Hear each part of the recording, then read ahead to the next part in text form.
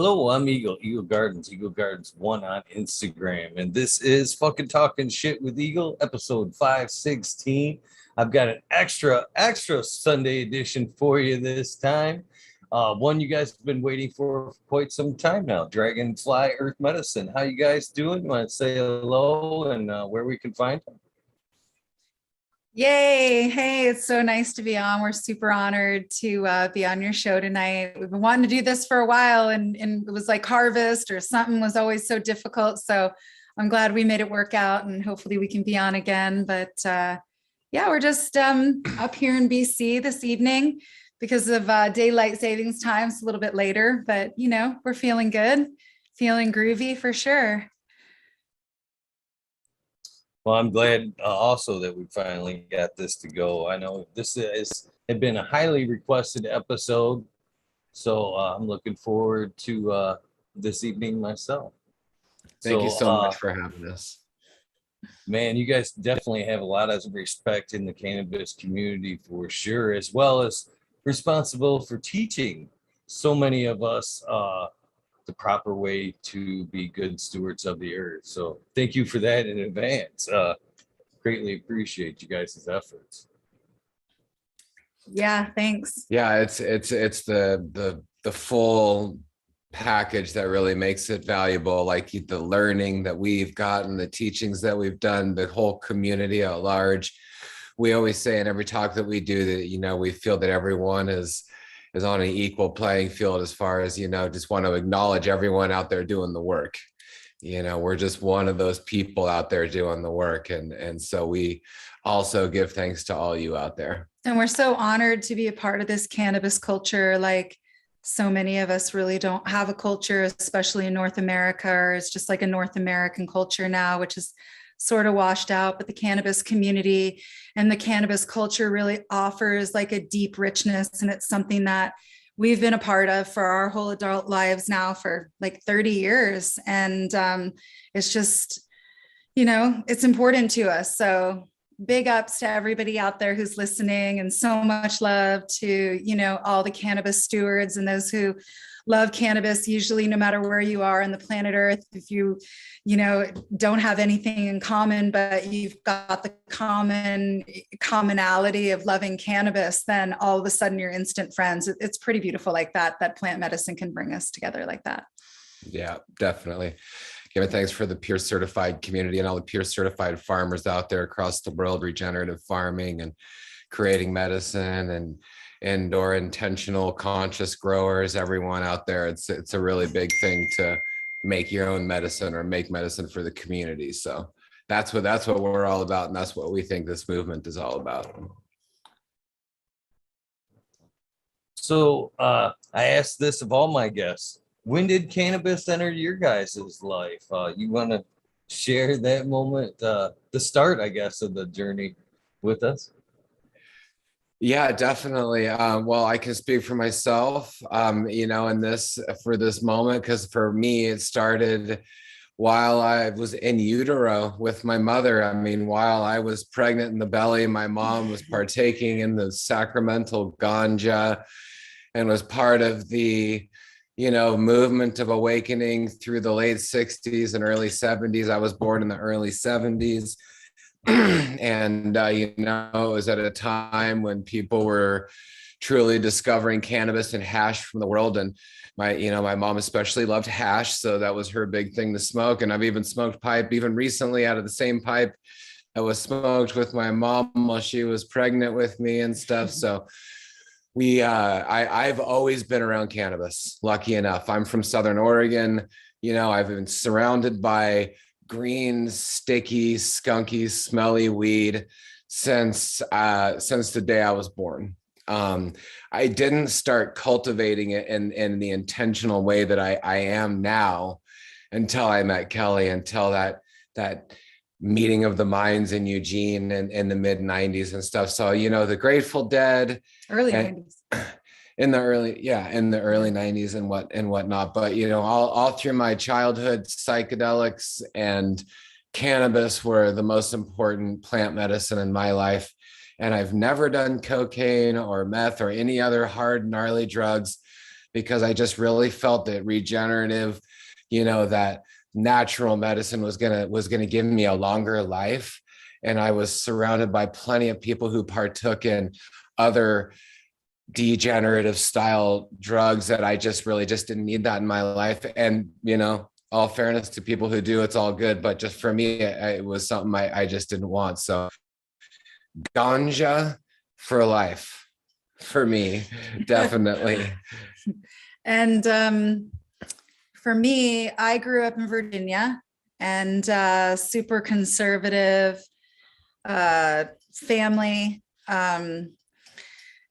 Didn't really partake or understand cannabis until I moved away from there. And I think my first experience, I was at the top of Jackson Hole Mountain on like a triple black with a whole bunch of really amazing skiers. And I was 15 and I got stoned for the very first time at the top in a blizzard.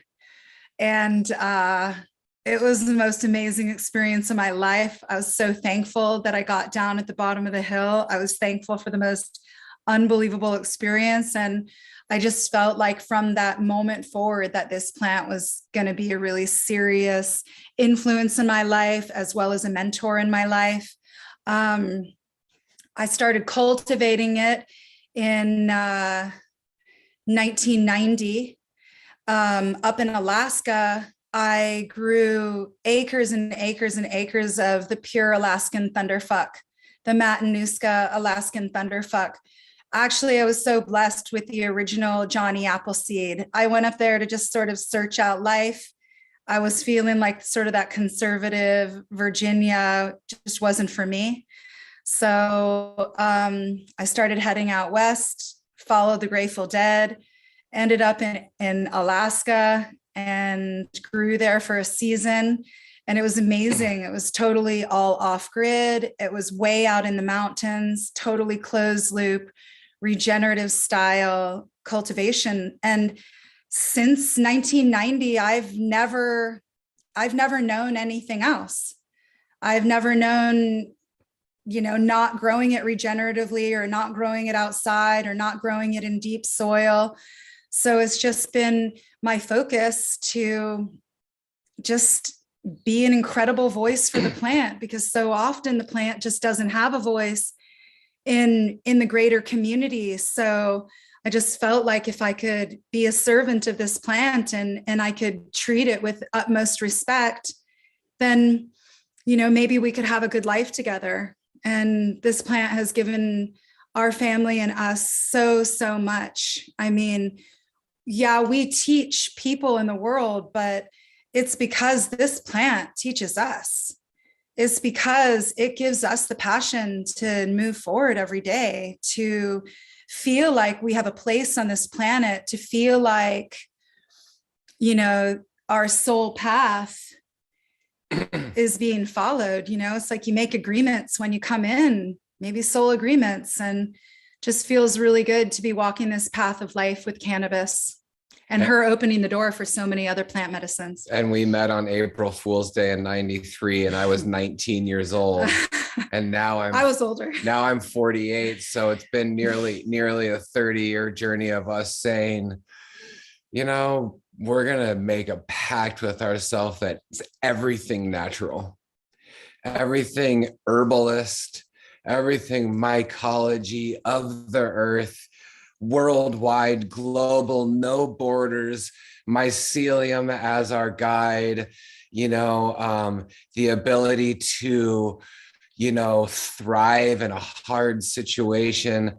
Those are the things that we really have taken on in our life. And all in the same breath, just not holding dogmatic ideals or values for the way that it should be done, or no matter where anybody is on the path, no matter what it is that you do or how you grow or how you live. You know, I feel like everybody has this place and we're all right on time. We're all right on time for our lives. So, you know, we just have so much respect for where everybody is at. And this is just our story and where we're at now.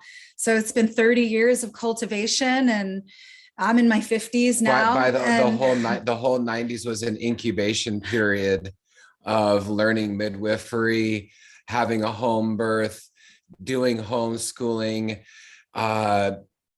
raising our child naturally outside of the medical system, Homeopathic medicine, traveling the world so much outside of the medical system. We have started medical clinics in other parts of the world and done it cohesively with herbalism and in some cases allopathically in allopathic medicine, because we believe in, you know, choice and the right thing, but it's our dedication 100% to, you know, use cannabis as our mind expansion based plant medicine, but do good with it, you know, with what those teachings are, that natural evolution. Yeah. Man. And then when I left for, oh shit, I was going to go on. I was just, from that point forward, I made a living selling weed at Grateful Dead shows. That's how I made my way through university. I hold a lot of degrees in university, and I made my way, you know, selling and swinging weed on Dead, but it was always really good organic weed. And, you know, that's why Dragonfly Earth Medicine had traction from the beginning, because we had already we started Dragonfly Earth Medicine in 2007, but for 15 years before that, we were working with farms and farmers and underground collectives and underground networks and sovereign medicine and compassionate care, and bringing it from one place to another. And so, you know, we've been involved our whole entire life doing this. You guys are awesome. You guys are awesome. I gotta say, right off the bat, you guys are. This is an awesome story. Usually cannabis has, you know, takes us on a different journey. It takes people longer to achieve where you guys started at. Basically, what it sounds like, most people, cannabis starts off as a recreational thing. And then at some point they realize it has a medicinal value to it. And then once they start the cultivation aspect of it, it changes or starts their cannabis journey anew, because they see the power in the plant itself, not necessarily the medicine. But I believe that the cultivation side of things is very, very medicinal all in itself. And as you get deeper and deeper, it sinks itself, it plants its roots deeper and deeper in you, kind of cultivating you, making you a better person as you go along. But I find that, you know, that's to a point, but once you've taken it and made that turn into organics, then it gets to be a very spiritual thing. Uh, indeed. So it sounds like you guys were at that point way, way, way ahead of the game.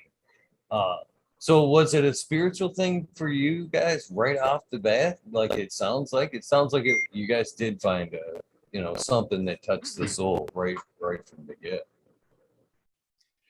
You know, if you believe in a multi-dimensional experience called life, if you believe in other lifetimes and karma, you know, for some reason, I was born into this life, lucky enough to have this lifelong connection. And when I was born and when I was a baby, my mom even went as far as to hold me in the water and like make a prayer for me with the ganja and stuff. So I mean, I feel it's and my duty, you know, with what I've been given, you know, to live this life out to its fullest and to embody it 100%. So it's not taken for granted. It's 100% acknowledged. We're grateful, we're honored, we're dedicated.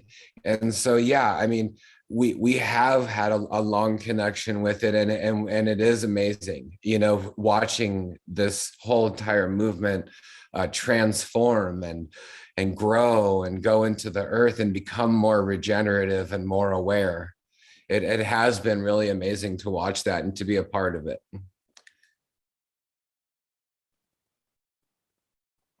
And I think just for me, I just feel like it's just, you know, cannabis is here for us, and why not attach ourselves onto something that is more important than a human being? I feel like a lot of people are always looking for their mentorships in human beings, and I feel like humans are so deeply flawed that I really look towards nature.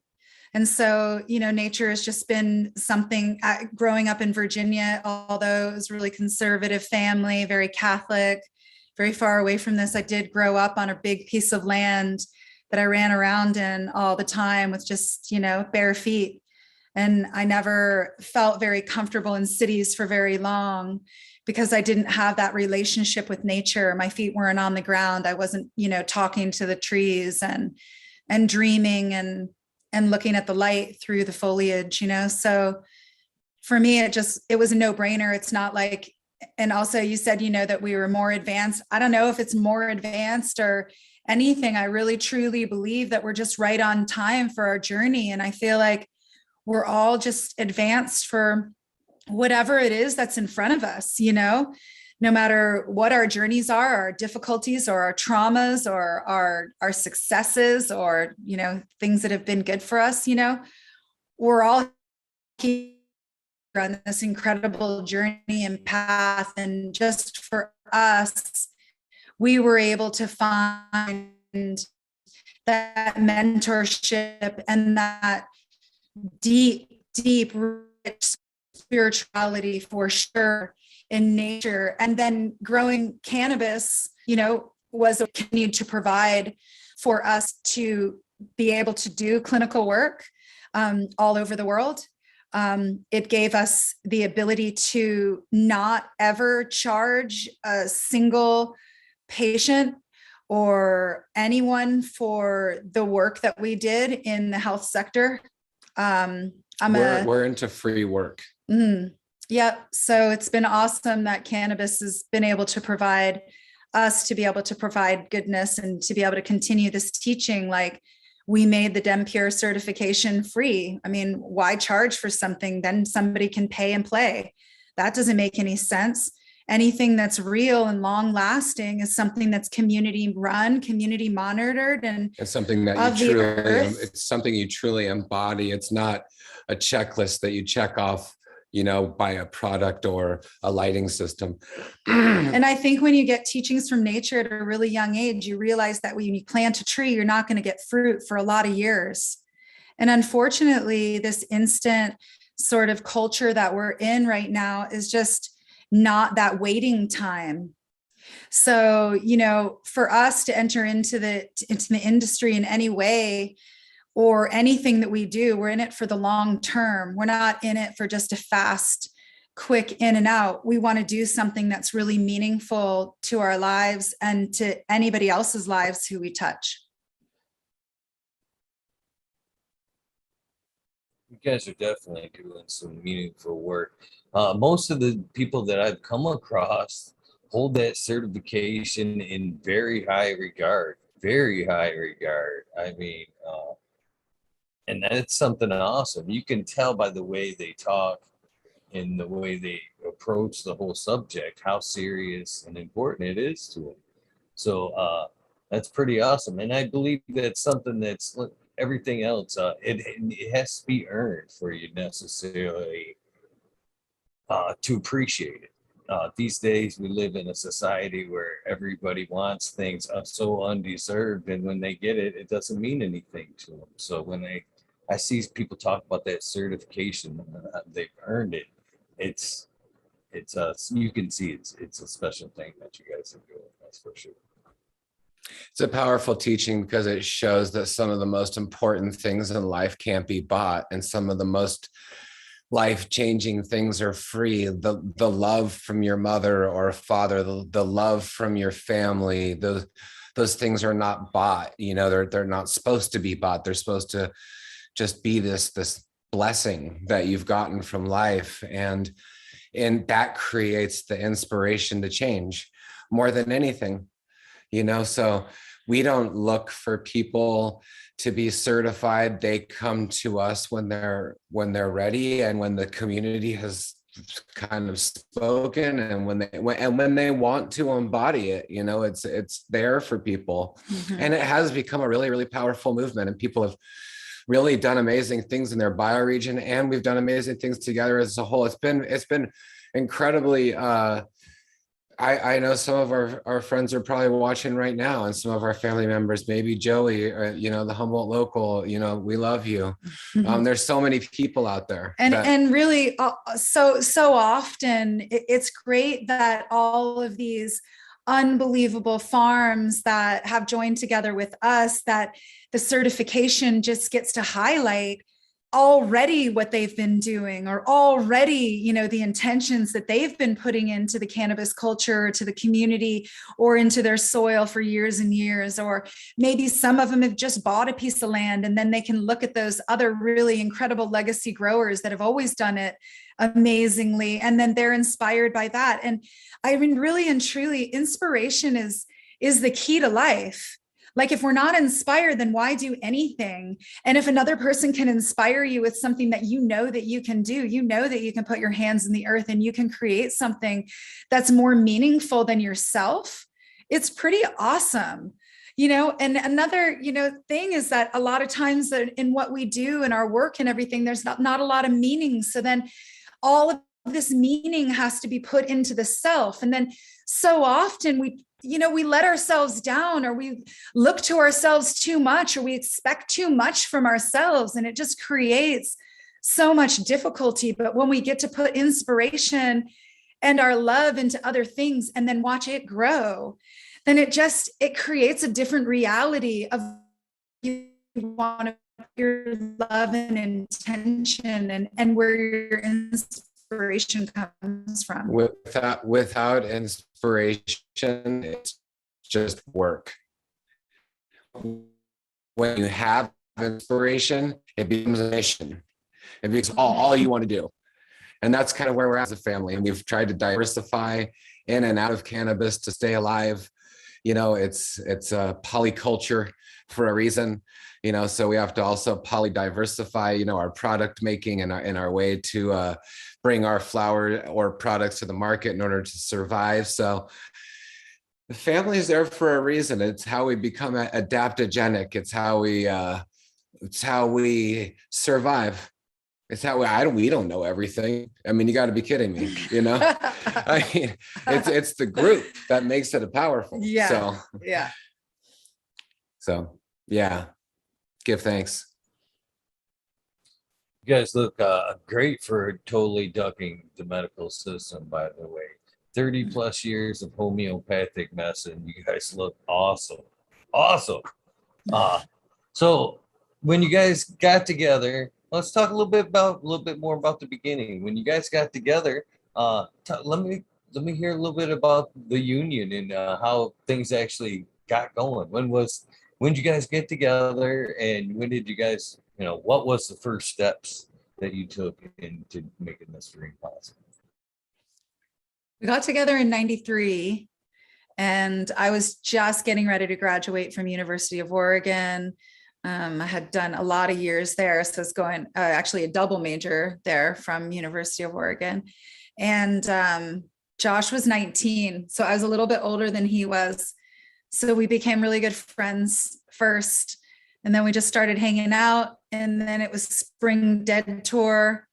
And, you know, I sort of had my groove on with Dead Tour, and Josh had been to quite a few Dead shows by then. And so we would just went on tour together. We did spring tour together. I didn't have roller skates yet.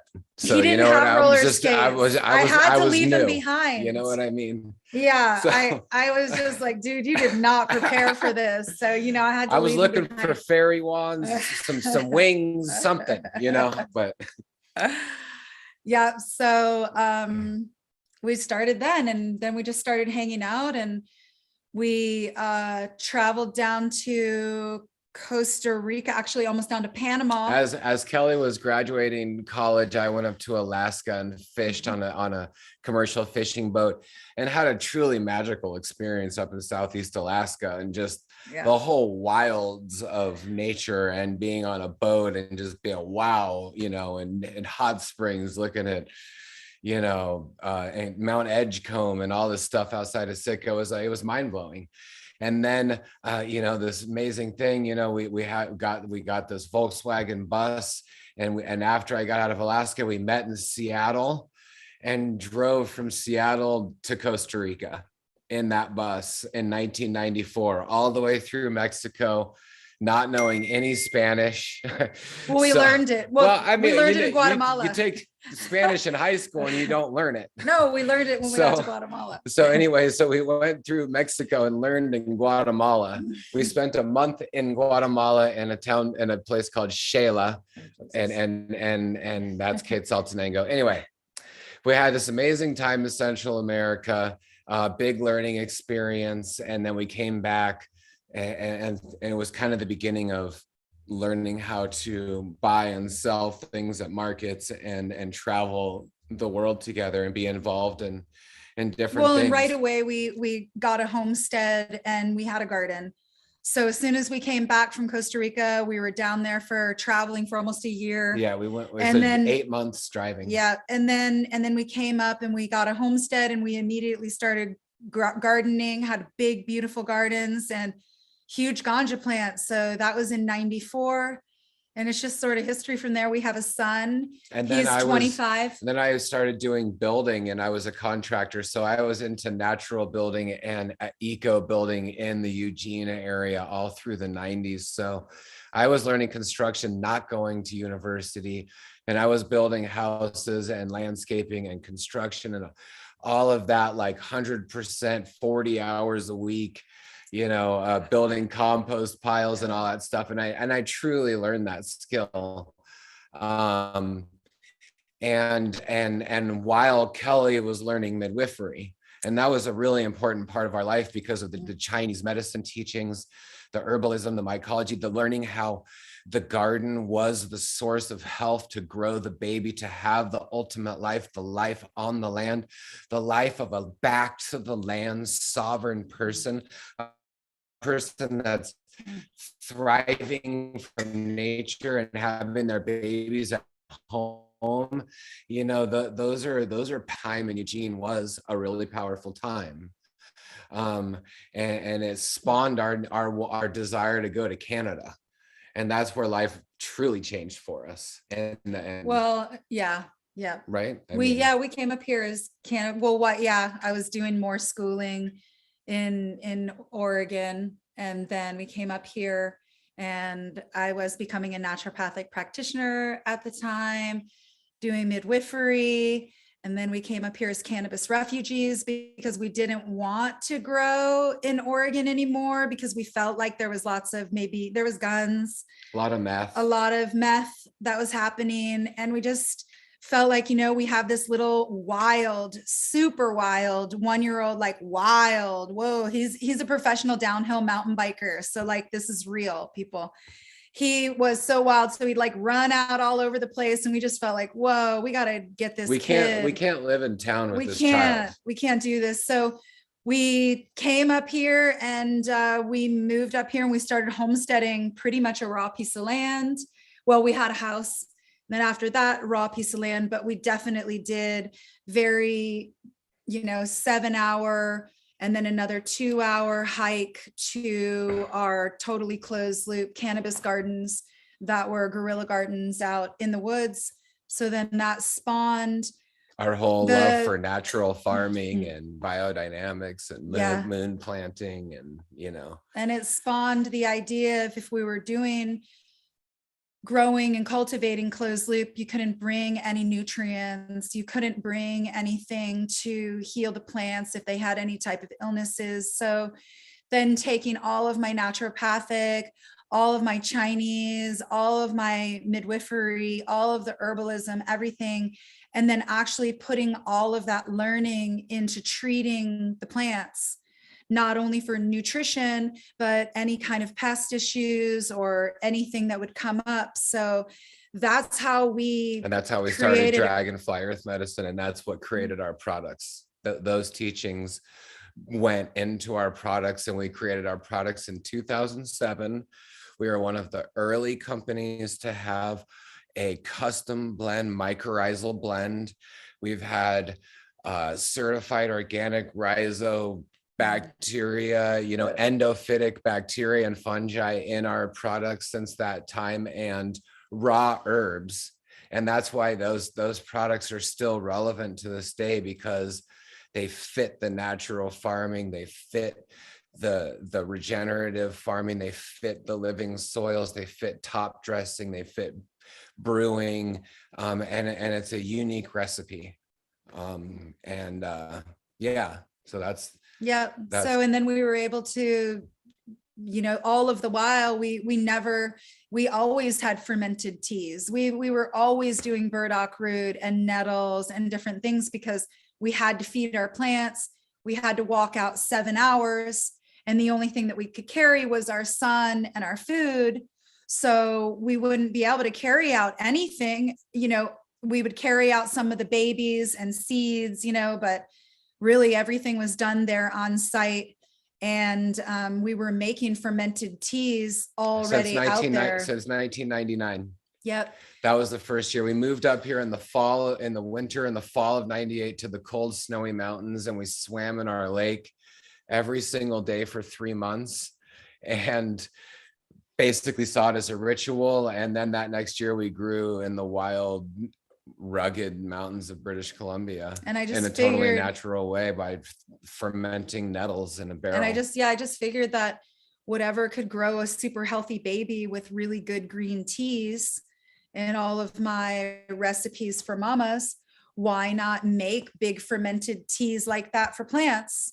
So that's what we did. And we just realized that it was an incredible addition to, the overall yields. And then we started doing a ton of breeding, because we just realized, whoa, we've got some really beautiful stuff. And other friends were giving us, we were just so blessed too. When we first moved here, we met up with some of the locals that were already growing in this area that totally provided us our seed right from the get-go. And that was just such a blessing. They just showed up at our house.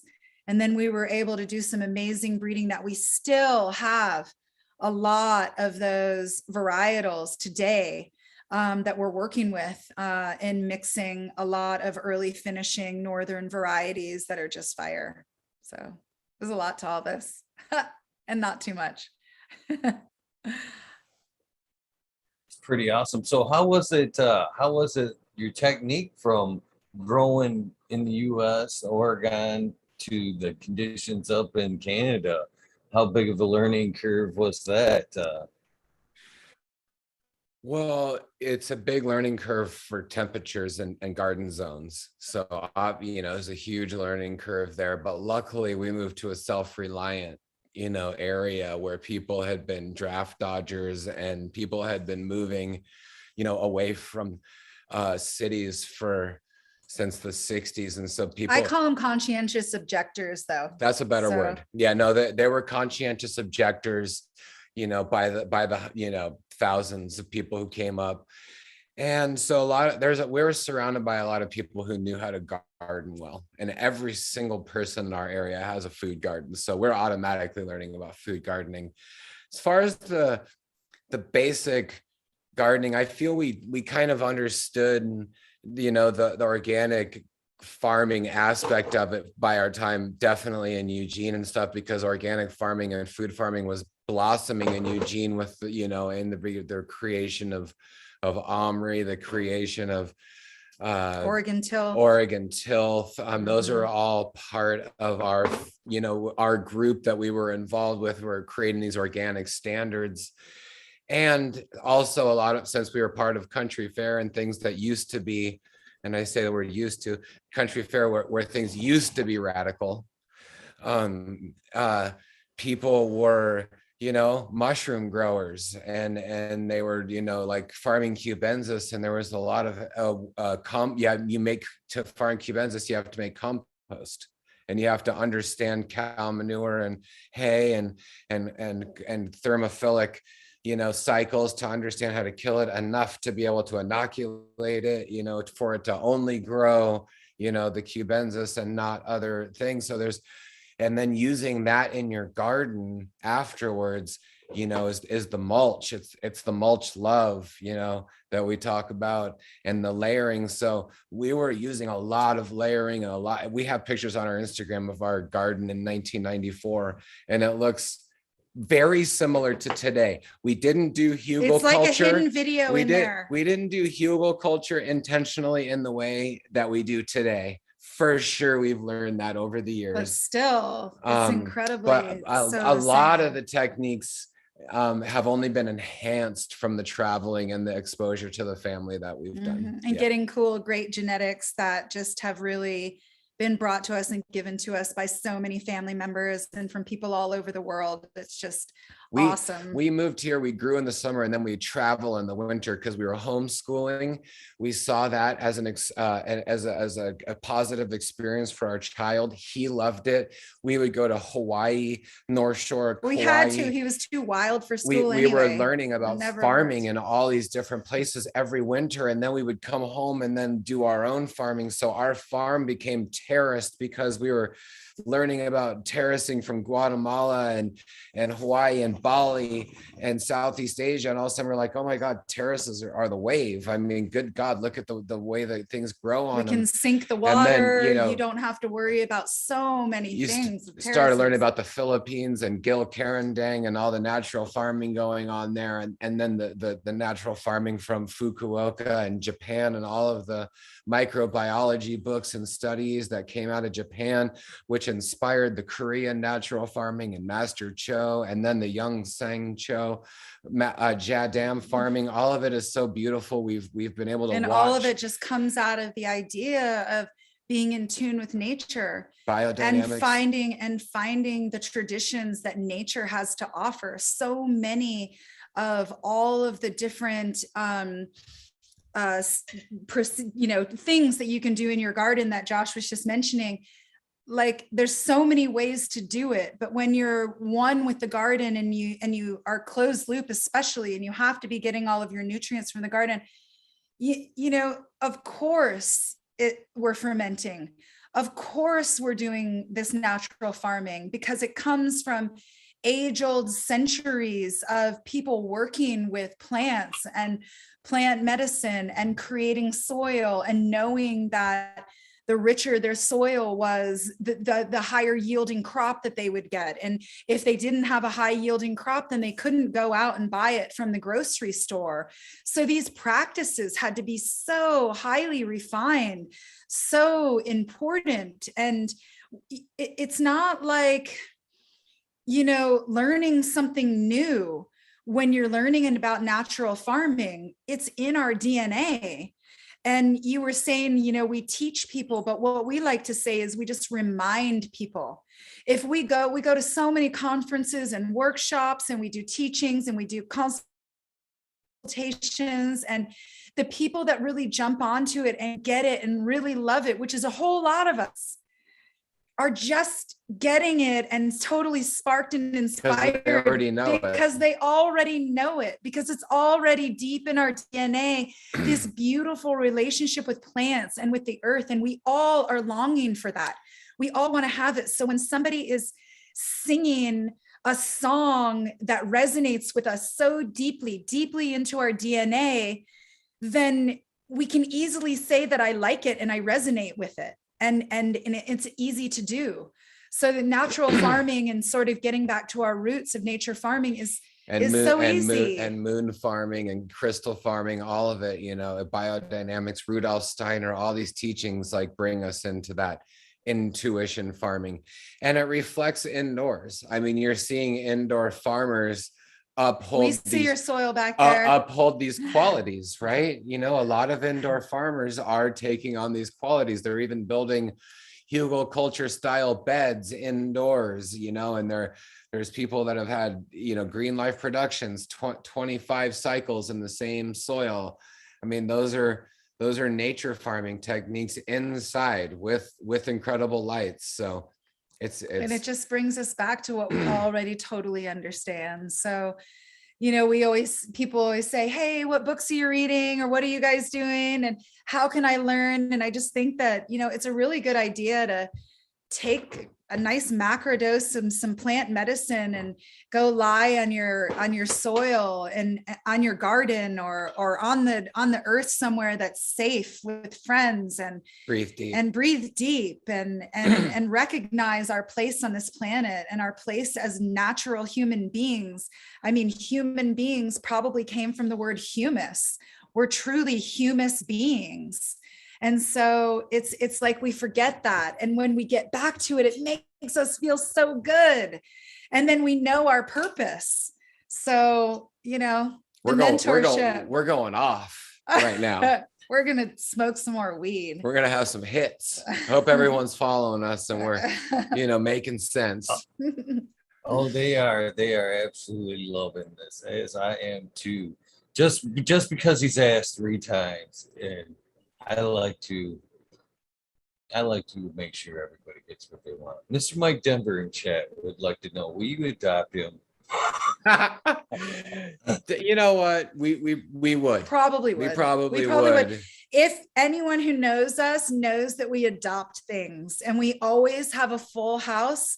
When our son was we just always had all of the friends' kids. Everybody wanted to come to our house and stay for the week. That's why we don't tell people where we live.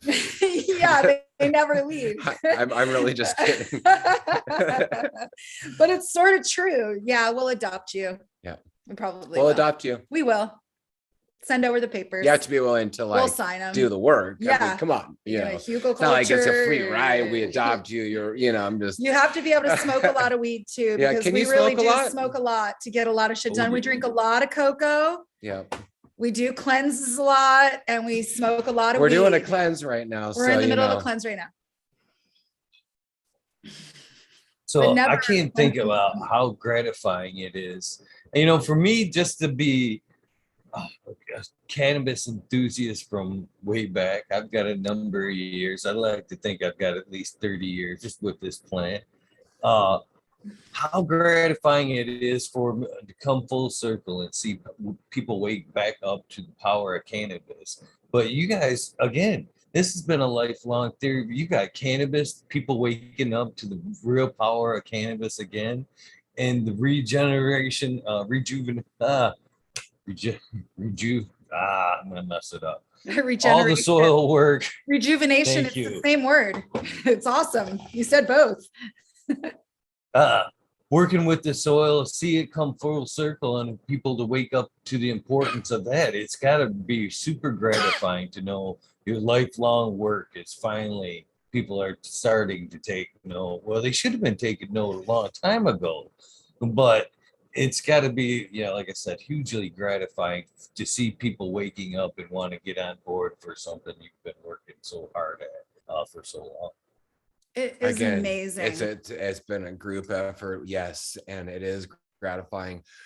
I'm reminded, talking to Eric Brandstadt, amazing person. He's like, we're at Emerald Cup the first year, and he's like, people are not ready to talk about weed or plants being like humans.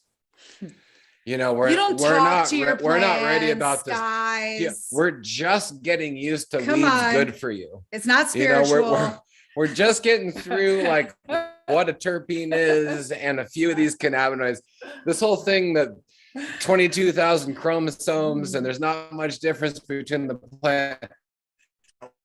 I don't know about that one. We used to do our original presentations like 15 years old. He had lived his whole entire life on this farm, living this way. And basically what he wants to say too. Yeah, basically what Josh wants to say is we didn't give it to anyone without exactly the way that we're giving it to you right now. We don't feel like anyone is not ready for the lessons of nature. Like, come on, like it's been, and to be able to smoke good weed with people and talk about totally awesome shit. And it always, no matter what you're talking about, even if you're having a conversation about a traffic light, somehow it gets back to cannabis. It just doesn't matter where you are or what you're talking about. Somehow cannabis is going to come back into the conversation with cannabis enthusiasts. And people told us the world probably isn't ready. And that just wasn't true. They also told everybody jumped right on. People were changing the way that they were building their soils immediately. People were all of a sudden like, what? Cover crop? What? Wait, you guys are taking your leaf from making hash and then you're turning it into I don't know about nutrients? using oak leaves. Wait. Oak leaves have tannins. They're like, we don't do oak leaves, and of course they do oak leaves now. But and also, like people like in Garberville and whatnot, and they were like, you have to have a cartoon, and you have to ditch the bottles. And you guys can't be so hippie if you want us to market you for our products. And it's like kind of beautiful writing. And people told us we needed a cartoon character and to change the bottles. And that we should change our name because it was just too hippie and it was too natural and it was never going to make it in the industry. And we were just like, we're not in it for today. We're not in it for next year. And we tell everybody this. Anyone who wants to enter the market of anything that you do, it's not whether you're going to be big in a year. It's whether you're going to still be in business and still be inspired in 5 years and then 10 years. And what are you going to add on to it? And where are you going to grow? And where are you going to learn for that? Because this industry right now really is an out industry. It's the cannabis out industry. Without investors. Yeah, without investors. They're not investors, they're out investors. Yeah. And there, is a lot of people who are just in it because it has money, but this is an incredible sentient being. If we've seen anything in this industry, we're talking about, Eagle. We've seen people come and go. And we've seen this plant spit people out. And we've seen this plant take people in its arms like it was its own. So this plant you got to be has a lot of, you got to be in good karma. You've got to be in good intention with the plant, to be able to grow it well. And also a lot of people say, oh, I want to make hash like you make hash. And I said, well, you can't make hash like we make hash unless you grow weed like we grow weed. And that only comes from true love of the plant. And really good, beautiful trichomes come from super happy plants, which makes great hash. It just happens to be that way. It's like when you get a puppy, if you feed it and you love it, then it's probably going to be freaking awesome. But if you get a puppy and you neglect it and you expect a lot from it, then what kind of an outcome are you going to get? And then again, that goes into the 1 year or the 10 year. 7 generations farming. That's what we're doing. It's awesome. I think it's funny, you guys. And thank you guys for sticking to your guns, your guys' initial vision of everything. That's so awesome and very important, by the way. I think it's funny you guys mentioned the fact that people don't want to talk about, that plants and humans have all this in common. It's so true. And to be honest with you, that's where I definitely have dove way, way, way deeper into organics in this last year. And when I got to fungus, microbes, it kind of derailed everything the homework I was doing, I guess, with cannabis and organics, and it shifted it all over to the relationship with soil and me, the microbes with me and the plant. I mean, seriously, I haven't even kind of looked back at the relationship with cannabis and the soil. I'm stuck on me in the soil and, how everything correlates full circle. It completely sidelined me. To say that people don't want to talk about that, that's another thing. And maybe they didn't want to talk about it, but I find in all the people that I've talked to, when they've started cultivating, they definitely have seen that, and they may not want to talk about it freely out in the open or start that conversation. But once the conversation is going, people are quick to go, yeah, I definitely see what you're talking about. So I don't think maybe they don't want to start the conversation, but once the conversation is started, I think you'll find lots of people to input on the conversation. So true. And that's what happened. It's so true. That's exactly what happened. And everybody and, amazing wants things. to jump on to a good thing and something that feels good, and something that makes sense. So just like what you're talking about, microbiology makes sense. We are microbiology. The plant has a microbiome. We have a microbiome. The plant uptakes its microbiome from the soil. We uptake our microbiome from the soil. We're living in this epigenetic environmental storm of billions and billions of pathogens and beneficials, and our own body holds like 2.6 trillion pathogens in it already. That's an ever changing 380 trillion. 380 trillion. My numbers were way off. We have inside of our body a virome. And the virome is the environment that our body deals with keeping homeostasis.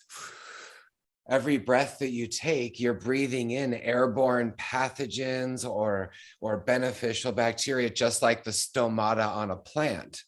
So luckily, over the years, we have been given words and we've been given teachings that add depth to the spiritual connection we have. The teachings that we've gotten from people are mycorrhizal fungi create electronic communication interspecies. In between species. We know that plants communicate with each other in the ground and they exchange gases through the air.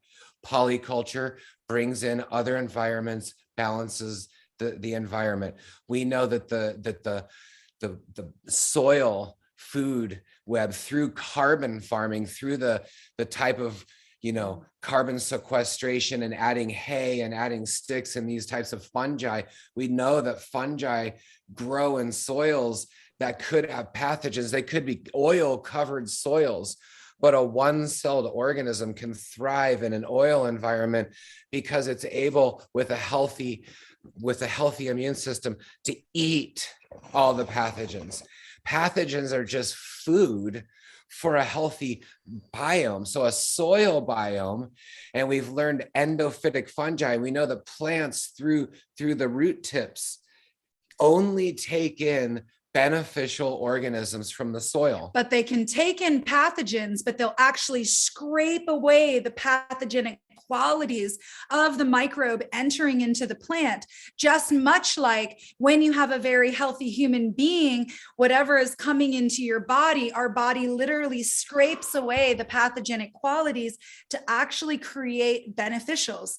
And the plant does the same exact thing. So a healthy plant will only ever uptake beneficials the same way as a human being will only uptake beneficials, because there's a continuous ever cycling of regeneration and colonization. Rather than cells that are compromised, degenerating, exuding, and spitting out.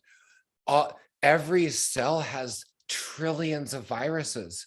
And if you know, the most important thing about the word trillion is to think of, just look it up later, how many seconds a trillion seconds is, as opposed to a billion seconds or a million seconds.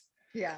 It's the way the Fibonacci sequence works with it. It's something like it's mind blowing. 1,000 years or something. So to say that we can exist at all as a human being on Earth with we know these toxins are around us. The fact that any of us can walk around naturally and feel well is a mind-blowing, amazing experience. And it's true, our body is capable of eating pathogens, and it does it with every single breath. In the same way that our super healthy soil, everybody is always like, how do I get rid of this? I've got fusarium, I've got pythium, I've got, mold, I've got botrytis, I've got all these things. How do I get rid of it? And we say, well, you get rid of it by adding more, hemp viroid, or the hemp mosaic virus. That all of the different, any types of viruses or pathogens. I like to call them pathogens because it just makes more sense. If it's going to be pathogenic or a pest on us, it just makes sense. that the plant is continuously seeing itself and reproducing its cells in a healthy nature, so that it doesn't matter what kind of imbalances it has, or it doesn't matter if it has pathogens in it. By adding more things that Healthy beneficials fodder, like to eat, like beneficial fodder, raw materials, and carbon, cover crops, then that's the same as you feeding your puppy really healthy food, and your puppy growing to be healthy. Or it's the same as an indoor grower having a larger bed and growing smaller plants as opposed to bigger ones, because the smaller plants have more root zone to stay healthy and stay white, to stay living, to stay growing. Their hyphae can go and feed off things, and they're never harmed. They're never harmed. They're never. So the most healthy grows are of small plants, or with bigger healthy beds, because there's intercommunication, there's thrive happening. And then you have your ratio in the outdoors.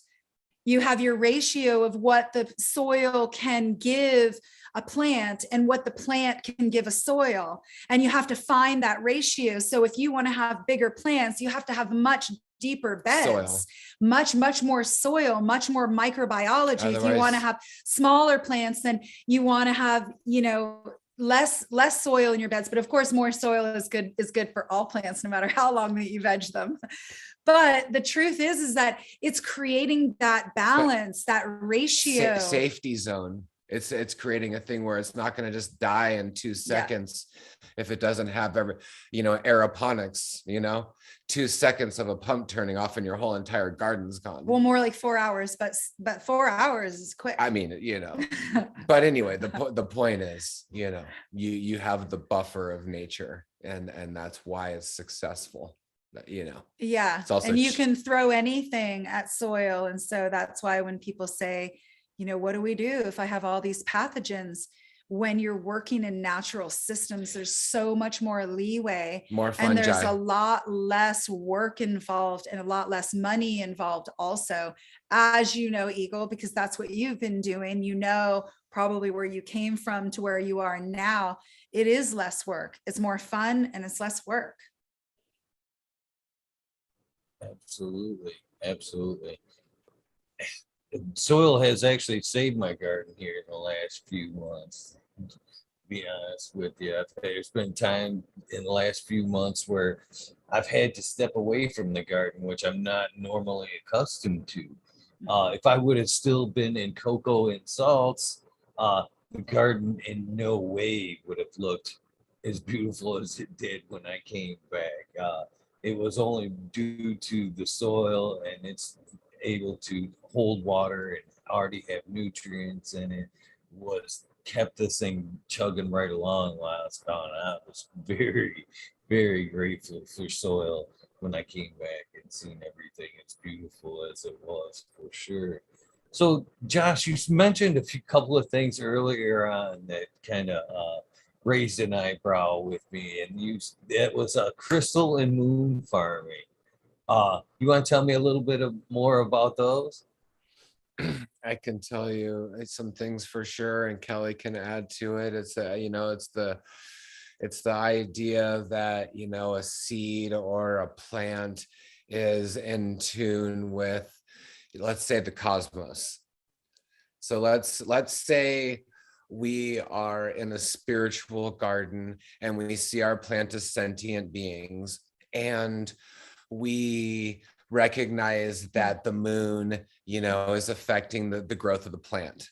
So if you want to follow, the moon signs, it shows you when it's time to plant a seed, when it's time to make compost, when it's time to prune a plant for growth, or prune a plant for to hold the energy in. It talks about when to harvest the plant for full, aroma or terpenes. Kelly maybe can build on, you know, some of the Yeah. signs that go into it. Well, and so the moon waxes and wanes, and that just means that it gets bigger, and then it goes from the new moon to the full moon. And when cycles, you know, happen like that, it moves oceans.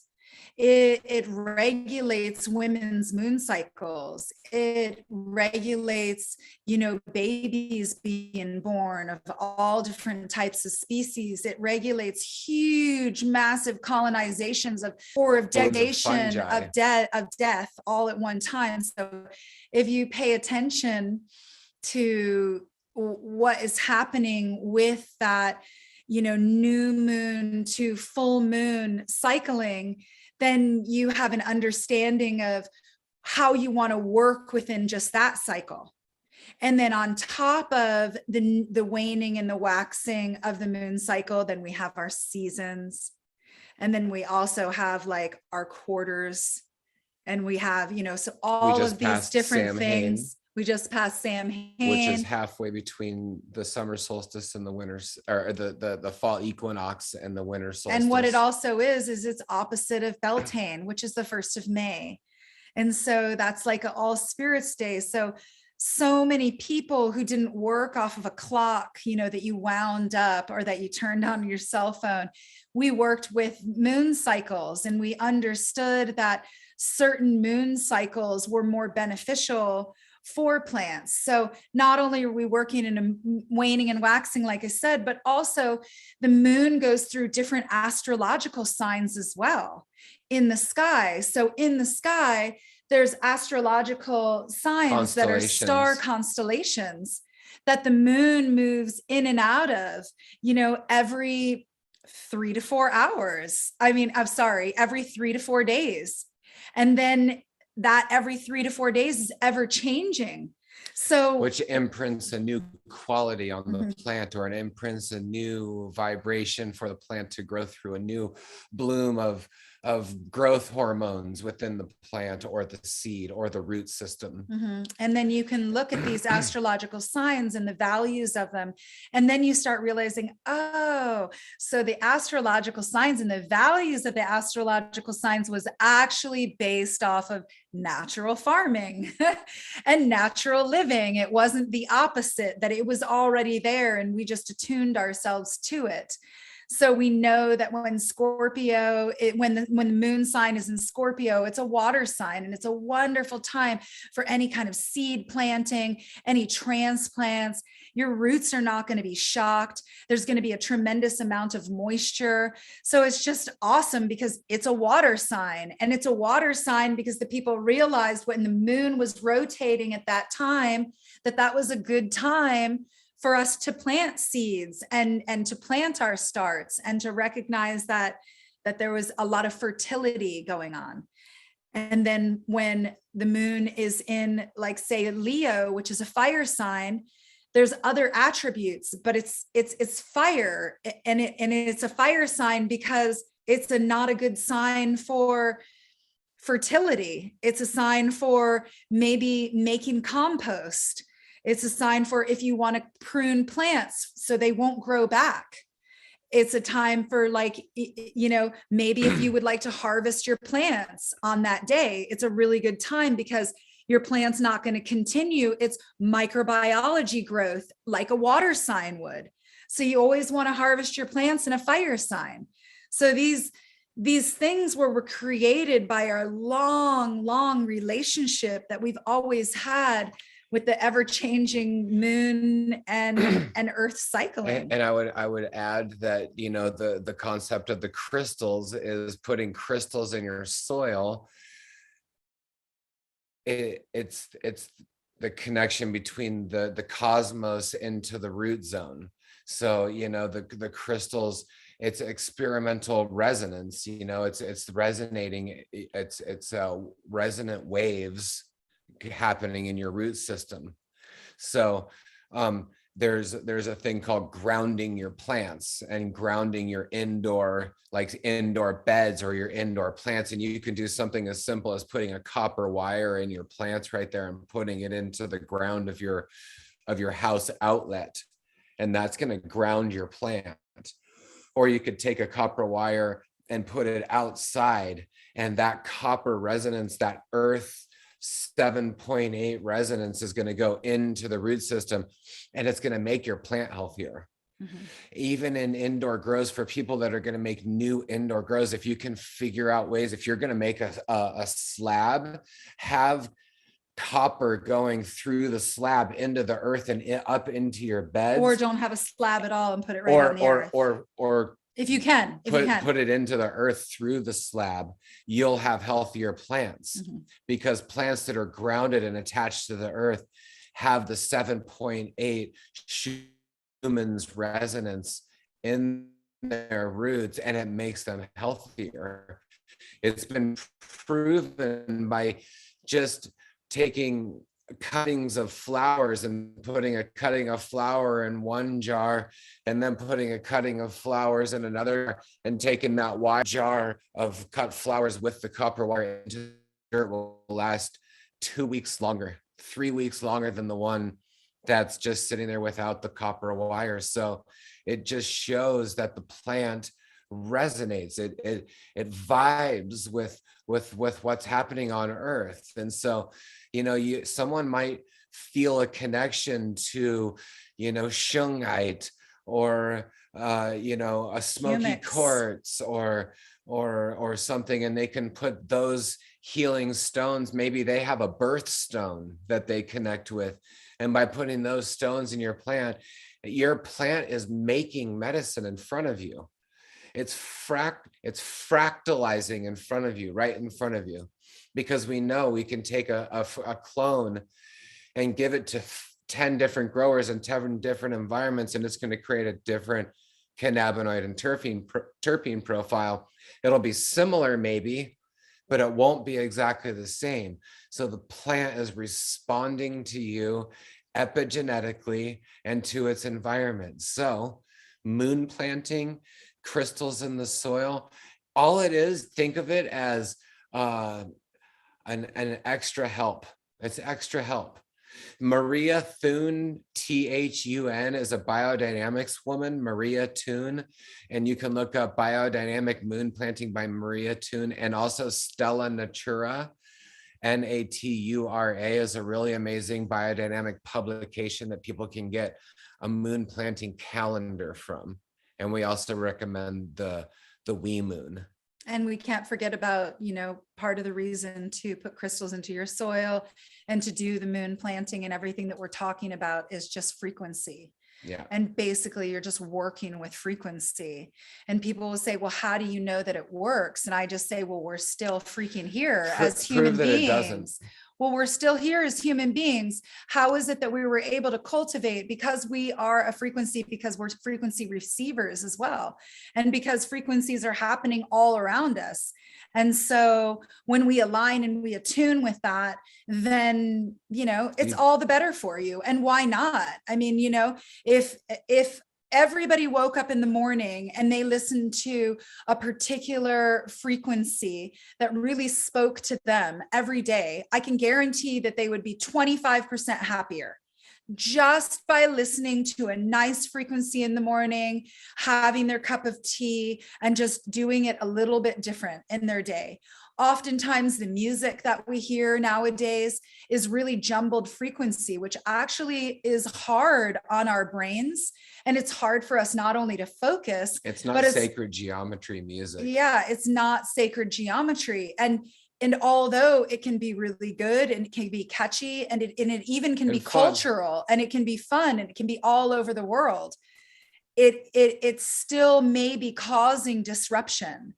So it's really nice to check out different frequency healing vibrations and just see what it does for you, see what it does for your plants and for your gardens. And then when you have crystals inside of your soil, then they're vibrating with that music. That's just what crystals do. This isn't even like anything that's hippie, because hippies like crystals. It's the fact that crystals vibrate frequency and energy all the time. I love it. I love it. Yeah, actually, you guys just sold me, to be honest with you. That last little couple minutes, I was very interested. That was the deal. That was the deal closer right there. Actually, because it resonates. This is a bag of stones and crystals right here that I keep with me like all the time. And we've talked about this. And it's awesome to hear some other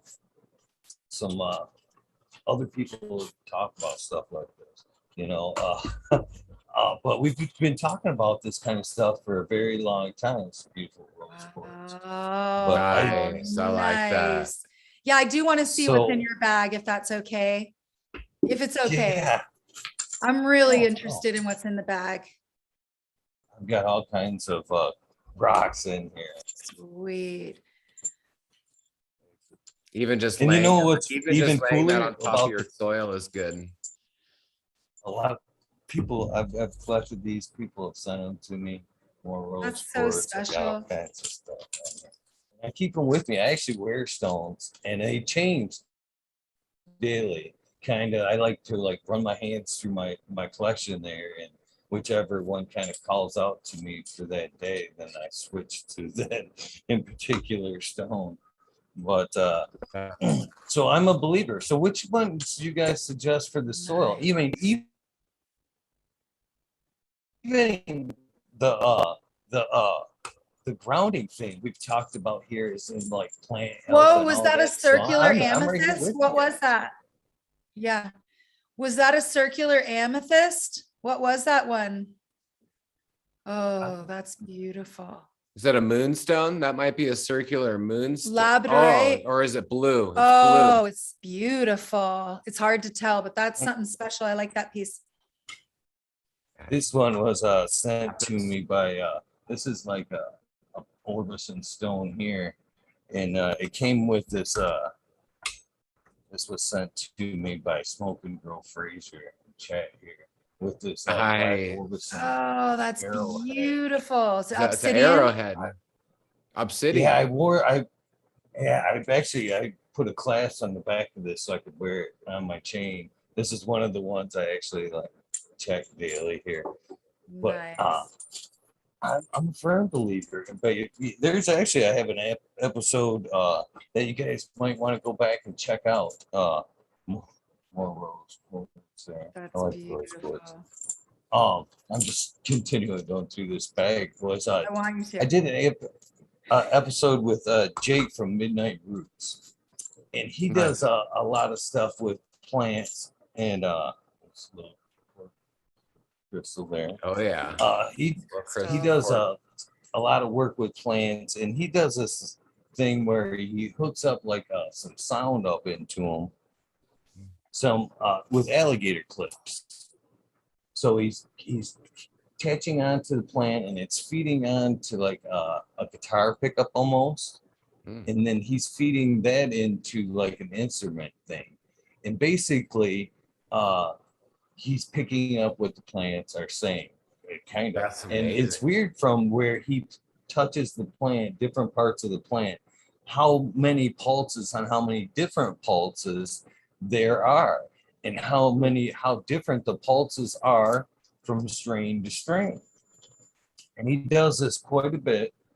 So I had an episode on it, and he had mentioned it once, and then he had started getting a little deeper into it, and it was really cool. So I had him come back, and we were talking about it, and he says, well, we had a plant live on air, and it was a bamboo plant, and obviously it was nighttime, and he brought it out of the sleep cycle basically, and it wouldn't communicate. It was very quiet, and so as we started to talk about the plant, it became more and more awake. You would hear more and more from it. And when we referenced it directly, and he collects a bunch of stones too, and he had a quartz with some water in it, a couple of them with water in it that were really cool. Like 1,000,000 years old water. Yeah. Yeah. So as we're talking about the plant started becoming more and more aware. And when we mentioned it, it would perk up. And I says, Jake, we've talked about, crystals before and the power they have. And he was the initial one of the first people I talked about putting them in with your soil and stuff. And I said, "Do you have any crystals there with you tonight, Jake?" And he's like, "Yeah, yeah. As a matter of fact, I do." And he walks over to the fireplace mantle, and Boy, that's he active. grabs the stone and he places it at the base of the bamboo plant. And that plant sang like it never sang all night long. And as soon as the That's Wow. stone, so as soon as it hit cool. the soil, that thing went crazy. And he'd pull it off, and it would like die down a little bit, and he'd put it right back down there, and it would go. "Doo-doo-doo-doo-doo-doo-doo." And so there's obviously some kind of frequency being, put into the soil just from dropping it on there. Yeah, So I've been all Wow. ears ever since, to be honest with you, that's what so they could do cool. for the soil and all that. But the whole night long, as the stone actually woke it up, and the more we talked about it, and it's a really great episode. We've even talked about because he'll do it for long periods of time. And I told him that I'm like, well, if you can hook it up to each plant like that, it would be kind of neat if you kind of did like a plant radio type thing. So you hook several of, one plant here, you're the drums today, you know what I mean? And then just let that music play via internet and let it cast into some other rooms and see if it would have some kind of effect, plant music on to other plants there. But yeah, And I maybe am a way for sold. us to get healed from the plants. That's Maybe amazing. we need that healing of their sound, and that's their way of giving us their, another form of healing. I love that. Well, and we're collecting the crystals. All of the medicine and everything that we want from the plant is from the crystals that it produces, which is the trichomes, which are totally crystalline. So it's pretty amazing to think about that you're cultivating crystals with crystals. And it resonates the resin. So you're resonating more resin through resonance, Yeah. and you're creating more crystals through crystals.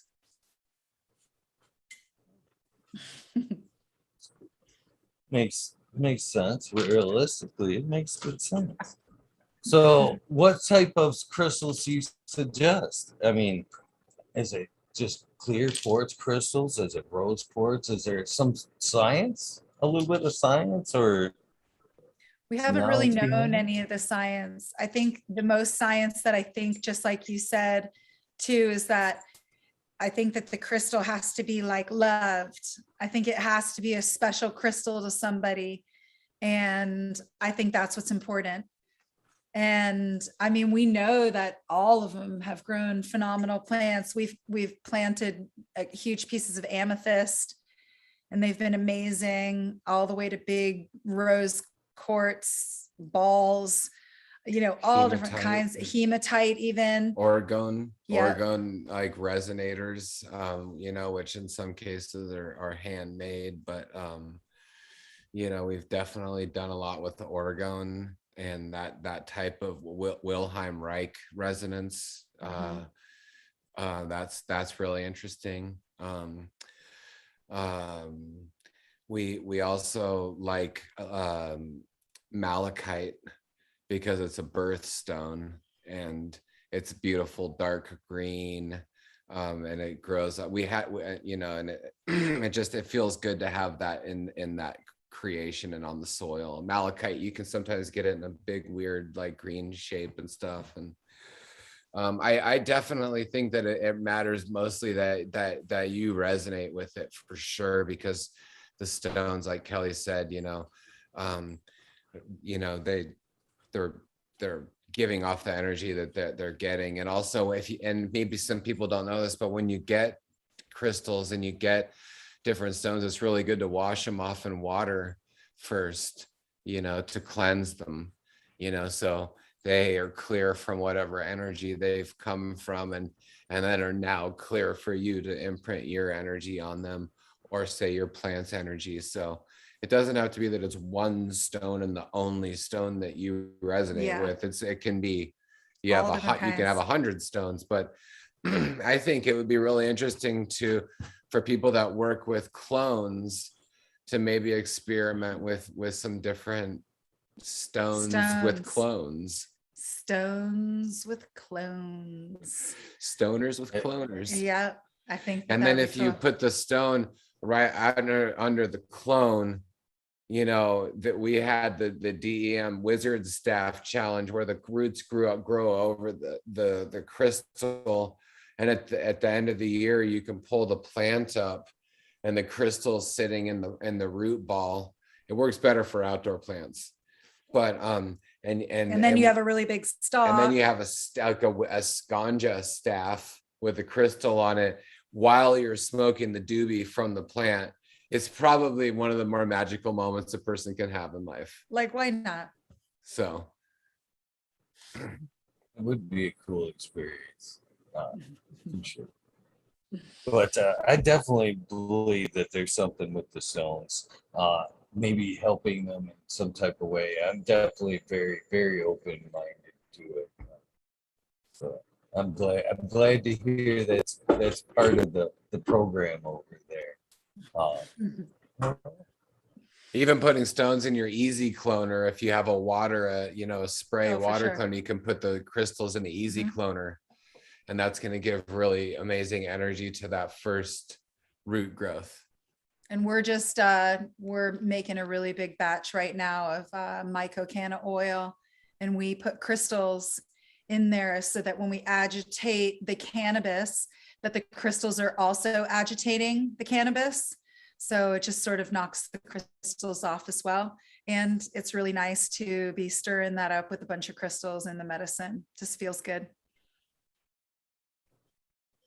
I know another gentleman, Twisted Roots, that puts magnets in his watering bucket there to try to ionize everything or polarize everything to a certain direction for better uptake.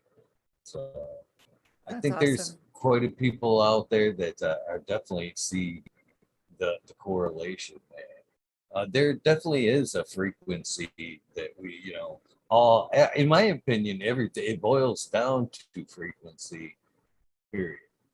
Everything resonates something, every molecule resonates something, and it's just a matter of how it all aligns. Totally true. Oh. So as far as what's going on in the soil, do you think can plants communicate it through say the ground plants that are grounding? Can they help each other through the grounding of the plants? Even as releasing of nutrients and stuff, even though say one plant in one pot is sick and it's communicating to the plant in another pot that I'm sick. Do you think something can happen through the wire there that one plant can help the other plant? Definitely. Uptake I think that's really cool. Like if you can't have a bed to ground the plants to each other, I think that's beautiful. I think that's a really good idea. And I think that you could really play with that. That's not something that I've heard of people doing, but I just think that that's a really beautiful idea. And I think that any way that we can bring the plants' communication together is going to be more helpful for sure, especially when, we know now that in forests, forests and trees fully communicate. That's proven on a really deep level. And that's proven all the way to the point of that a seed tree will specifically send nutrients only to its offspring, even if it's traveling super far, to help that offspring grow because it came from that seed. It came from that same tree. So that's why mother trees just do so amazing. All different kinds of species have mother trees, especially old growth. You find, in multi-species and, multi-diverse. Or why landscape. A small tree in a forest that's shady can grow because the trees above it are taking in sugars and putting it in through the the root system and growing the small tree.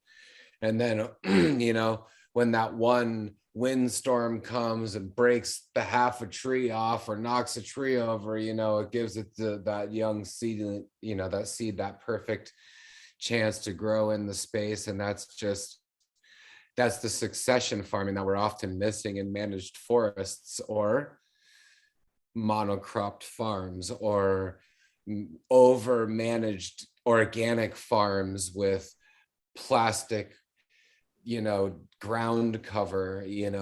That's not going to give you the same type of communication.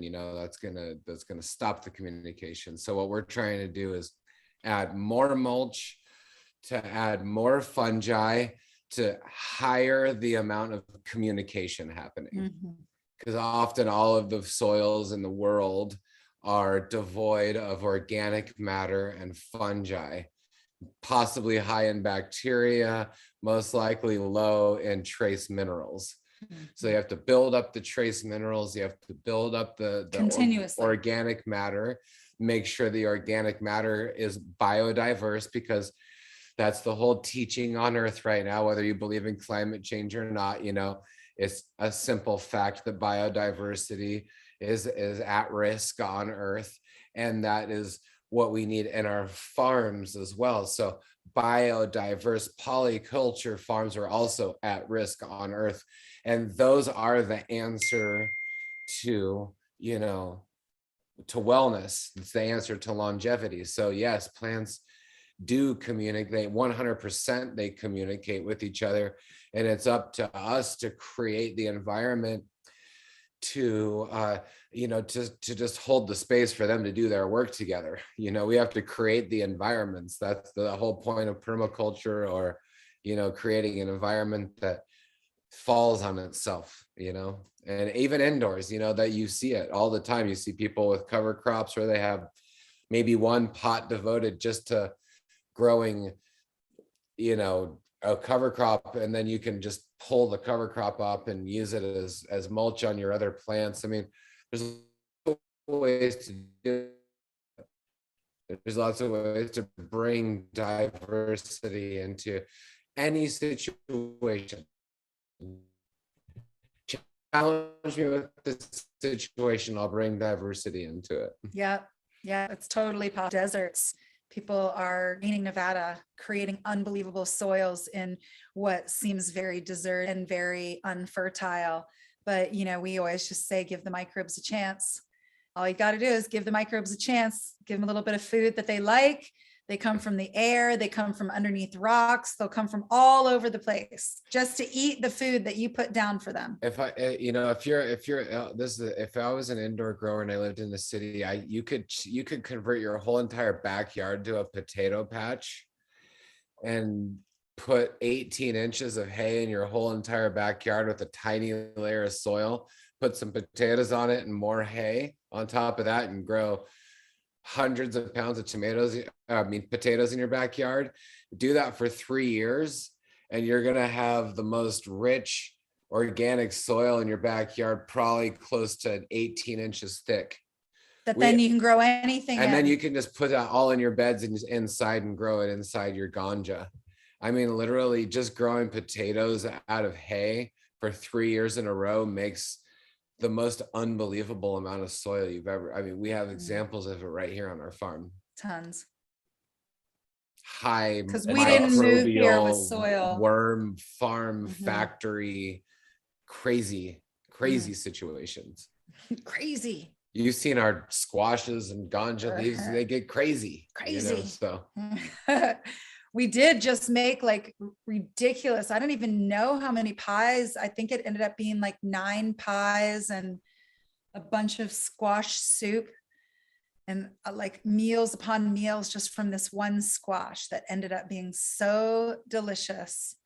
It was just such an incredible bounty. It was definitely bigger than a 5-year-old. Yeah, probably. That was fun. I wish I would have known the potato thing when I moved up here. I moved up here in northern Michigan like 5 years ago, and most of the lot was sand. If I would have known, I could have like just put hay across my yard and just throwing down some potatoes. And a few years later, I'd have had a nice, thick, beautiful dirt lawn, dirt to start out with, a good Oh, soil yeah. to start out with for a lawn. That would have been awesome. Would have been Mhm. awesome. It's It's really easy. mind blowing how well it works. Yeah, we always tell people to just, if you don't have a bed, just grow potatoes in it. Potatoes are so incredibly versatile. They can be good for healing. They can be good for food. They can be good for storage. You can pack a grated potato on a wound and poultice a toxin out of your skin with potatoes. They're really incredible. They're super amazing. Also, in natural farming, they Bruises. use potatoes and the starches to grow organisms, because it's starchy and it has sugars in it. And so, yeah, when people are having skin infections, you can take a potato poultice and put it on it. And then whatever is causing the infection, which is microbiology and unbeneficial fungi and bacteria, that's what causes infection, then it goes into the potato from the wound, because it's much more beneficial for it to eat inside of the potato than it is even in your skin. So potatoes are really incredible. Potatoes can also cure a breastfeeding mother who has mastitis. You can pack, your breast with potatoes and cure mastitis. I mean, women, which is a massive women staph go to infection. hospitals for that. Oh yeah. And you can cure it with the potato. Yeah, So, potato is really versatile. In fact, it was really fun. We had our DemPure hive gathering, which was one of the last sort of things that we did before this whole lockdown has happened. So we're really missing our vibe and our family, all the DemPure farmers out there. And we gathered, and part of it was to opening ceremony the first night. And we were all supposed to bring our most important herb, and we were going to put it on the altar or a plant or whatever that really inspired us. And there's so many farmers there, and there's so many people that work with medicine. there was 88 farmers. 88 farmers that came all sit in a circle. And like, I feel like 15 of us all brought the potato.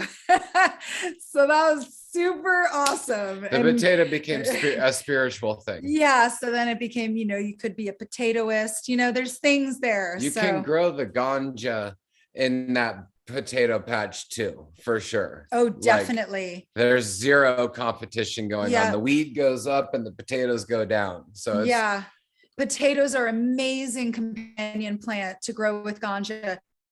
You can get thousands of pounds of fingerlings and small potatoes that do amazing, that don't grow a huge amount of foliage. Fingerlings are great for that. Using crop potatoes underneath your ganja, and you're going to have way less pathogens, because the pathogens are more interested in the potatoes than they are your plants.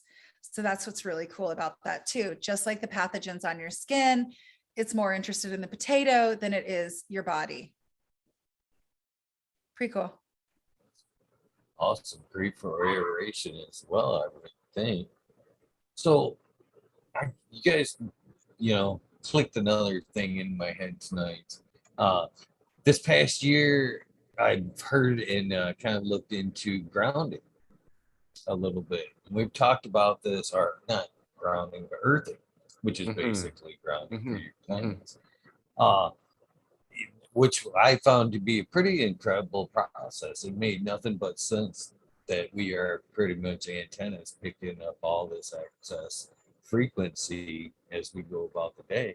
And as I'm sitting here talking to you about the grounding of the plants together, it kind of just put me in the same mindset as me with the plants again, the full circle thing. I can't help but think that it would be a great idea for an indoor garden. It seemed like it'd be an important part to ground these plants. I notice, and everybody else notices, that when you walk into your garden, it's that Zen place. It automatically kind of pulls away the anxiety. It's almost earthing us without actually putting our feet into the soil anyway. But as I sit here and listen to you guys about the crystals and the earthing, I can't help but think about it to be an important part about what's going on here. to protect them basically. As I sit here and talk to you, I think about all the fans that are putting off a frequency, the Yeah. Wi-Fi that's going on, my cell phones that are putting out a frequency, and them just like me have got to be picking up and storing bad frequency that they just don't like or probably struggling through. So it makes nothing but good sense to run a ground wire in one of those pots and then to a plug so they can ground themselves and release whatever they've picked up and stored in their soil that they might be struggling to overcome with the bad fives, if you will, in the ground. It makes perfect sense. And I'd never even kind of put two and two together until I I love listened it. to you guys kind of put it Yeah, together. we were having this discussion on our Discord channel the other day, and we were talking about this, and I was saying, oh, you put it into the electrical in your house because your house is grounded. And then I started going, oh, well, every house has to be grounded because there's an electrical field going through your house, and electricity doesn't necessarily work like, there's an exact amount of volts going through the wire. That it's a field, and when you connect the two, points, the electricity flows through.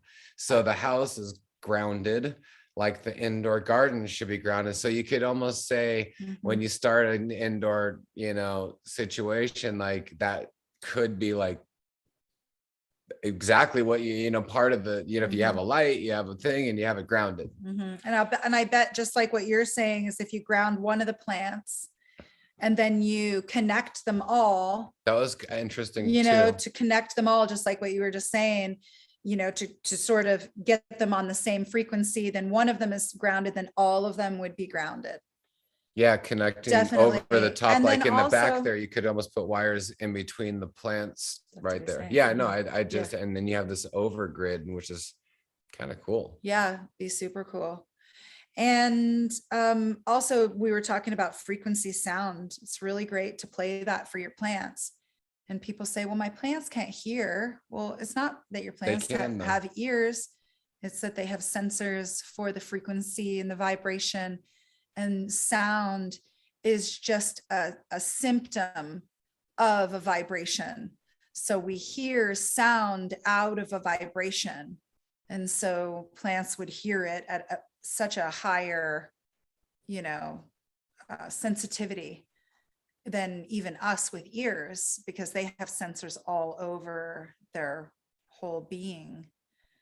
So it's a good idea to play in frequency too. We've seen Kelly a lot of cool likes things to with play that. traditional Chinese music and like pygmy music and the baka, or and all the different kinds of singing, and native, indigenous music, earth music, And definitely frequency stuff. Carlos Nakai flutes, different So good. things like that, So good. Aboriginal, whatever it is with, didgeridoos or chanting, and so those are things that, that kind of already have that subsonic layering to it, because it's kind of a subsonic interaction that's happening with the plant. So when you're in a chant or a kirtan, or if you're in, a pygmy rhythm, you're hitting these tones that connect time and space. That's the only way I can. And it's the plants that, intention goes a long way. The world is lacking intention nowadays, and a little intention. Well, the world is not, humanity is. That's a really good point. I mean, nature is not lacking intention at all. Fucking A, if you are getting despaired at the world around you, well, then just say, I'm despaired with humanity. Fair enough. But don't be despaired with the world, because nature is right outside your door creating the most magical shit that you've ever seen in your life. Like, let's not be despairing even of, oh my God, there's the climate change. Well, I mean, I hear you, things are changing, but things are ever changing. And that's not, whether I believe in it or not, is just seasons change and things change. And the earth is in a constant motion of adapting. And there's just so much magic and so much that's going right in nature. So that's another reason to have a garden, because like relationships are hard and people are hard and fucking your job is hard and your fucking money is hard and people are wanting things from you. But when you go into your garden, it's all in balance. Or just even on a walk in nature. Our It's farm already happening. our There's farm- nothing difficult about it. I would say our farm is creating new creatures in life. Like at this type of regenerative farm, because you talk about endangered species. Well, there's also brand new species being created. It's just the way, it's the law of nature. So these farms are the source of new life on Earth. They're the source of life on Earth. It's the heartbeat and the resonant source of life on Earth. And that's the whole entire thing that like keeps us moving every day is, all right, we're changing the world. Can't be tired. It's a pretty important title to have, you guys, and you guys are slowly doing your part to change this world. It's in a very important role, and I don't think it's any coincidence that cannabis, mushrooms, plant-based medicines that are being pushed back into the forefront as humanity sways off into this weird whatever it's getting really weird. I think the plants have been called back to the forefront to bring us back, to realize, put us right back where we should be, realize our place in this earth, and that we need to take proper steps to take care of ourselves and the earth, get our frequencies back in alignment, because things are getting crazy. But I just think I can't help but look back at the way the times are now, people's interest in the cannabis plant, which I think is nature's kind of way of sweet and sour, if you will. Cannabis has been put out there because everybody likes it. It's kind of sweet, you know what I mean? Everybody's drawn to it, its essence, its aura. But as we get to, oh yeah, we love the cannabis and start growing, it's sucking us right into organics and putting us into check. So I think this kind of has been dangled out in front of us a little bit to go, come on, you guys want this, follow it, eat the carrot, come on, boom. Here, this is what you should be doing. And it's a slippery slope that we need to take, but I think it's no coincidence at all that it's been put in the forefront and everybody's jumping on it. Thank goodness people are jumping on it, by the way, because I think people want to caretake their medicine because they know how important it is, especially in these times right now. And we know the magics of cannabis. And so when you want to caretake it and you want to give it its ultimate best, then it's pretty easy to know that its ultimate best is in soil, and then its ultimate best is in really good soil. And then you're in really good soil, and then love is what you get. It's just our interaction as human beings of this beautiful ebb and flow of this love relationship that we have, both with each other as well as things that we cultivate, as well as plants. It's all part of it. So one thing asks for the other, and then one thing gifts the other. And I love that.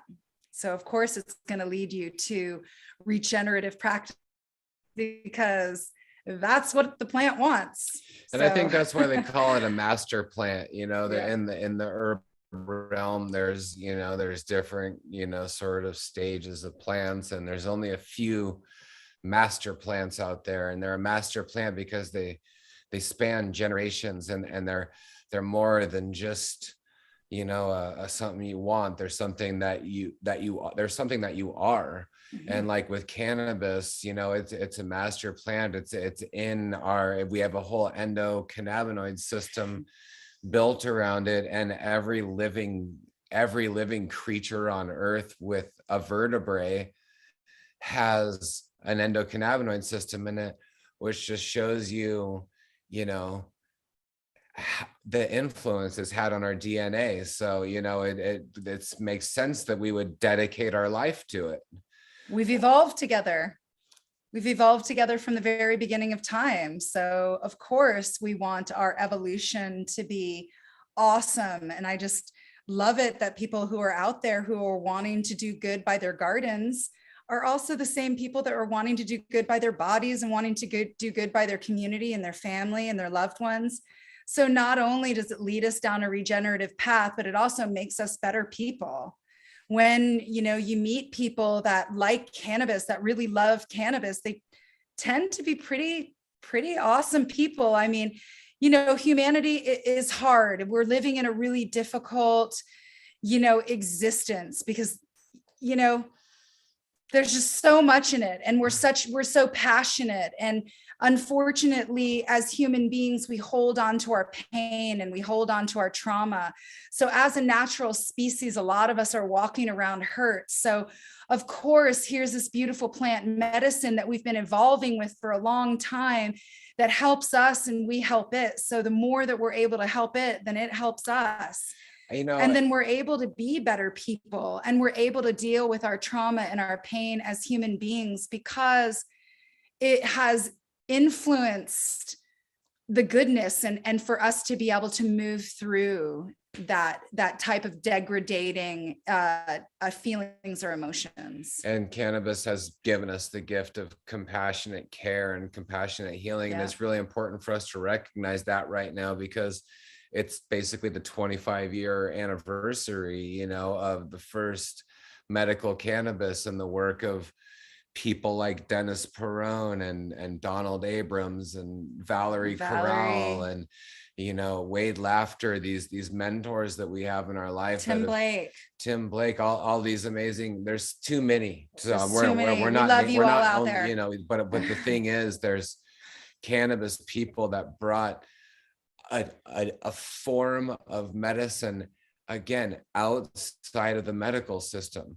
Cannabis was made legal because the what was given to people that are ill from the medical industry wasn't working. So cannabis was there for us.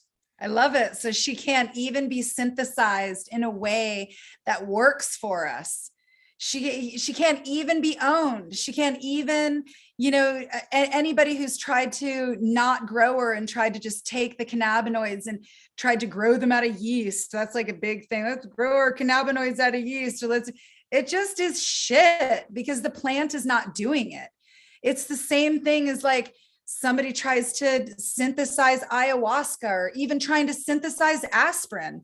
Like white willow bark is so much better. And somebody tried to synthesize psilocybin, like it's just not as good. Why don't we just let, you know, like pharmaceuticals are all based off of synthesized plant medicine. That's all it is.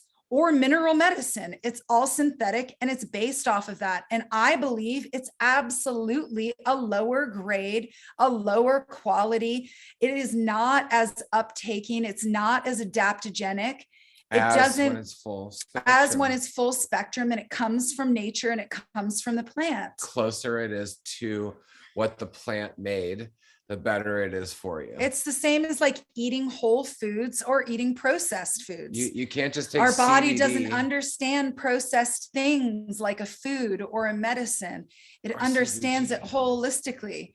And yeah, you can't just take THC, you know, and get a great high off of it. You know, it takes the group, but like, you know, if you were just playing one note on a guitar, it doesn't sound as good as a whole chord does, because it's the sound together. It's the whole entourage of the cannabinoids together that make it powerful. And this is the teaching of cannabis that's 25 years in the making. And so it's important for us to continue to recognize how to be healthy. And Josh and I coined the term a while ago, isolationist theory, that anything, and challenge us, we're ready. If it's been isolated, it's not good for you. Just like anything, just like petroleum products, just like anything in jail, you put on your skin. The worst punishment is to isolate someone. It's bad for your genome. Yep. It's bad for we live in community. So it's you have to live together. Our medicine needs to be in community. Our food needs to be in community. Breathe in each other's face. We need our plants to breathe together. And this is how we how we evolve. This is how we evolve as a healthy human species. This is how plants evolve as a healthy human species. This is how we stay away from genetic modification. And this teaching of genetically modified organisms in the plant Yet world. again, synthesizing something, we're isolating it. Anytime we isolate something, we lose the quality of its full harmonics. We lose the quality. It's like trying to make a wheel run with just one spoke that's like running okay. You have to have like all the spokes for it to run properly. You have to have everything involved in it.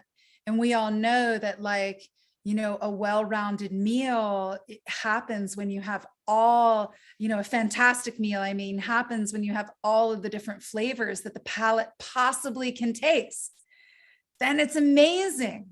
And we know that from cooking shows and chef shows, and now from eating it, because we've all evolved so much, even with our food, to be able to want to not isolate it and know that we need much more nutrients and more beneficial things that are within polyculture and a vast diversity and array. It's crazy how many places that you can actually find the cannabis plant in literature. I was saying that to Mr. Smiley's Gardens the other day. In fact, you guys, it could be labeled a homeopathic medicine, but I think it's better labeled as a spirit medicine.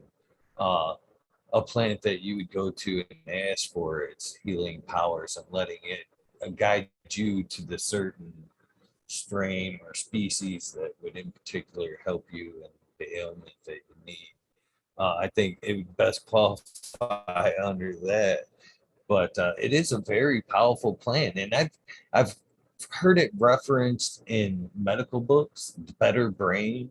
I didn't think I would hear it. I'm currently listening to Botany of Desire. I didn't think I would hear it in one of those 4 plants that they discussed there.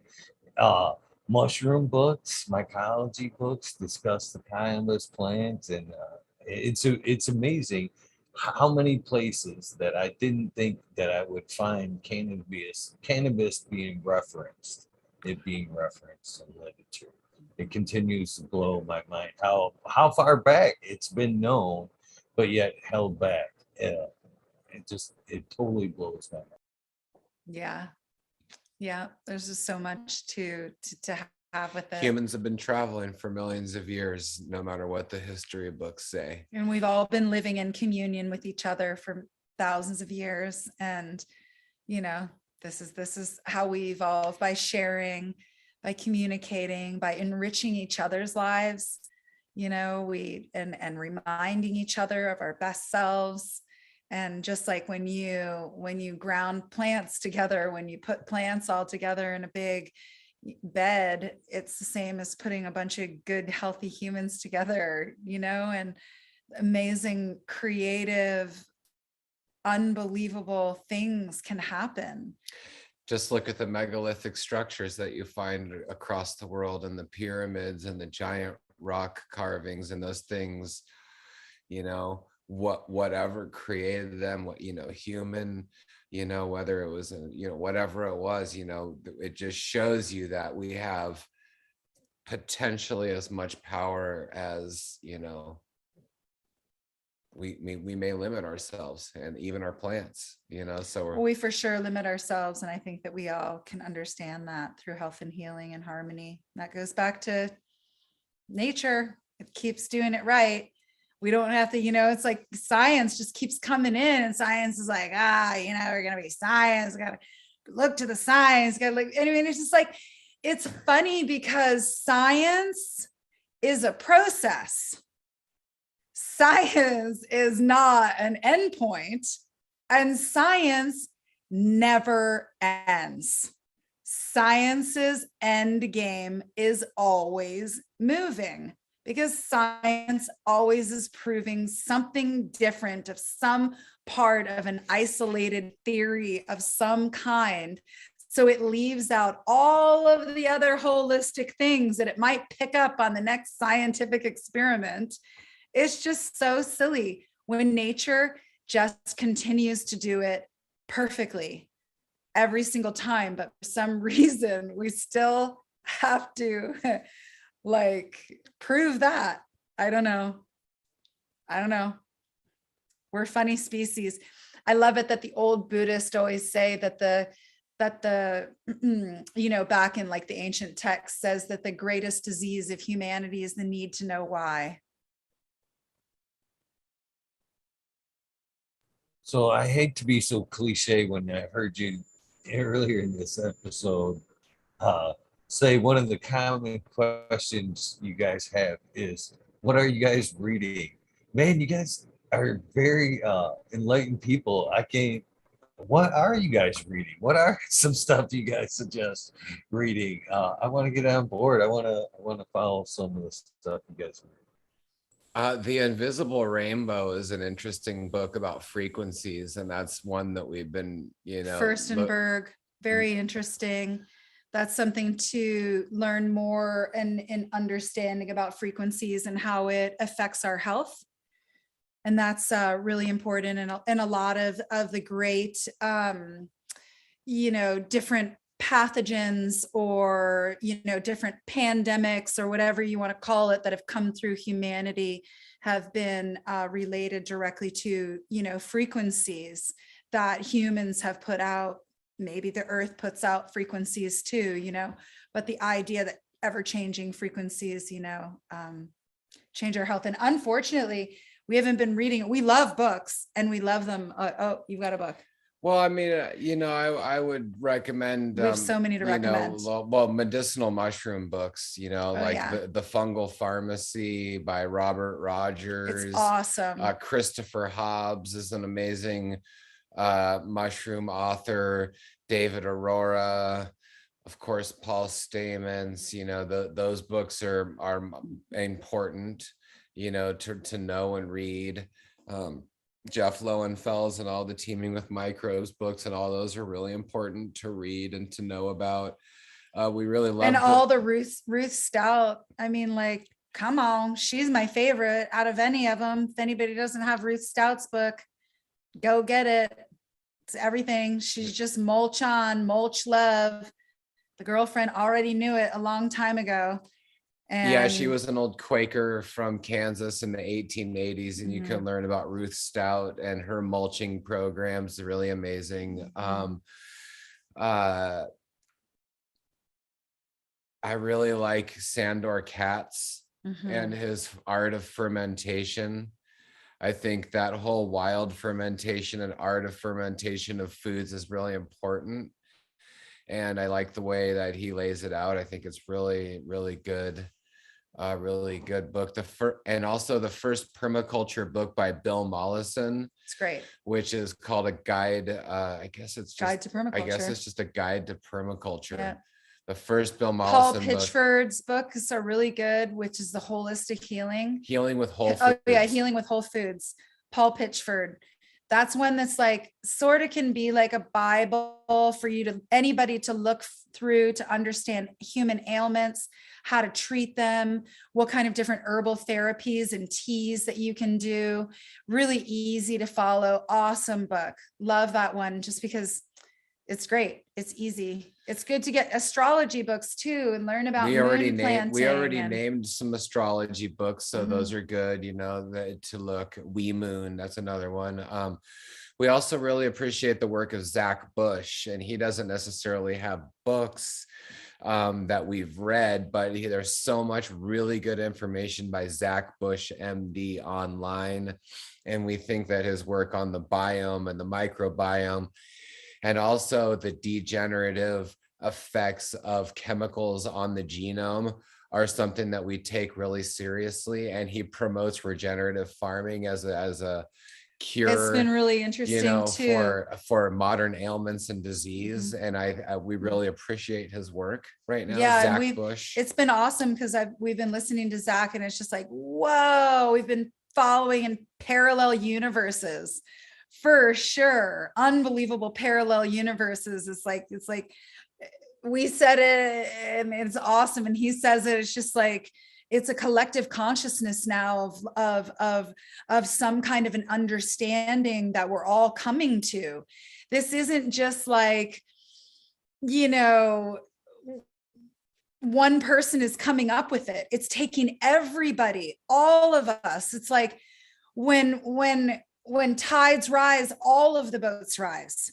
You know, everything is rising right now exponentially. We're in a whole new incredible fast track of learning, and so many of us are on this train of learning, and it's like we're all learning together, and we're learning at a very rapid rate. And the fact that we can share these learning things just like we're doing right now, and then all these other people are going to hear it, and then other people, it's going to remind them of something else. Well, that creates a frequency.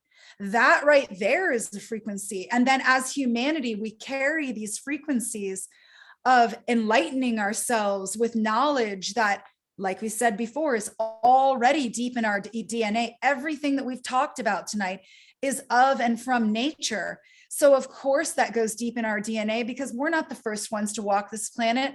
We came from so many generations before. And then if you want to look at past lives, whoa, we got them.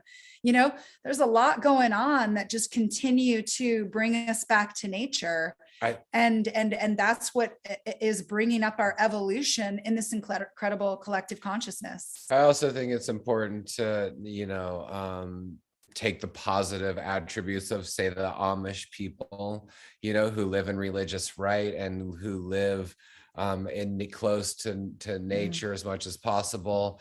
And, they have back to land techniques that you can still learn from today. And, those are some of those teachings are really, really powerful and self-reliance, and the old homestead books that you can find across, America. The Foxfire books are really interesting for a homesteader. There's a whole 10 or 12 book series by Foxfire, and that's super interesting. Of course, natural farming, Masanobu Fukuoka and the One Straw Revolution and everything that happened in Japan. We like the Jadam style of natural farming, as far as more along what we've always done. It just pertains to us maybe more. I'm not sure, but we have our own. So the Jadam book is really interesting to read, and very informative. Those are some books. Chat is I am as well at taking notes over here. Some of them I've read, some of them I'm clearly I can't wait to go back and write some of these down, the ones I haven't committed to my brain already. But it's good, like the root stout. Is that the one you were saying there? It's good to get them out there. It's a valid question. A lot of people, if you like tonight, if they wouldn't have seen that, that might be a book that may have gotten overlooked. You know what I mean? You have to mention Sepp Holzer too. We have to mention Sepp Holzer and his farm in Austria. I mean, that's where hugelkultur was really highlighted to the world, was through the work of Sepp Holzer. And then the swale systems and the key line plow systems, and those things are crucial to keeping the earth fertile. So look into the Yeomans, Yoeman, the Yeomans plow, key line plow system. Incredible. That whole entire teaching of spreading water sideways on the earth, or sequestering, swale techniques. The work of Sepp Holzer in Austria, is of course you have to, learn about that. Definitely. Yeah. Chad Westport in chat would like to know, do you know or study Elliot Coleman? Oh yeah, Elliot Coleman's written. We have his books as well. He has the books of the Four Seasons. Yeah, he's got some great stuff in greenhouses and food production. He's in the Northeast, so he's dealing with Ben Falk is another guy who does interesting stuff with rice farming in Vermont. You can look up Ben Falk and the rice farming. There's so many cool things. So many cool humans. The series greenhouses, which use all ground heat air exchange geothermal stuff in the greenhouses, incredible. I mean, there's so many in native cultures, you know, plant wild foods and learn your native soils, learn from your native First Nations people around you, you know, learn about what nutrient dense food means. Martin Price, learn from Martin Price. He wrote a book about food density, nutrient dense foods, and he studied indigenous cultures across the world I think in the 20s before, you know, and he studied how the Industrial Revolution changed the food and changed the way we were getting micronutrients and trace minerals. And I think he studied about the blue zones in the world, and the blue zones are areas of the world where people live commonly to 120 or better. And why they were living why there. do they live that long? That we think that's really interesting. We're all into that. We want to, you know, feel good while we're here on the planet. So it's awesome to be inspired by shit that is healthy. You know, again, to the homeopathic kind of way of living, I'm always, and on this list, I'd never really thought about it again until tonight. We lost Josh. I never That's fine. I never understand why when you go to the doctor, they don't necessarily, right off the bat, before they start dishing out the poison, which they do right off the bat, you know, why they don't necessarily take a blood sample and, you know, do an overall nutrition and mineral count and say, you know, this is the direction that we need to take because you don't have these minerals and this nutrients in your system. Let's get these up to par and then come back in a few days and we'll check this out. But now I think, as we talk tonight, I think mycology health should be on there as well. It should be nutrients, mineral, and mycology health. They should be looking at those three things, well, you know, before they even dish out a pill. Because them, again, all coming from the soil, all things that we get that are. And another thing I've learned this last year that I didn't really understand was our ability to break down minerals and nutrients. You know, you kind of figure that we're bulletproof as long as we could stuff it in our mouth or take it in a pill form. Our body will break it down and we can use it. Well, it's not true. That's not true at all. That's interesting that you're bringing this up because the work that I do currently, the work that I'm doing a lot currently is I work with a lot of patients. Professional athletes. Professional athletes, a lot of children, families. I work with a lot of different kinds of people. And basically I get them when they don't have, you know, it's like the hospitals can only go so far. We expect the hospitals or doctors to give us our health when doctors are not taught about health. They are taught and they're really good at putting us back together.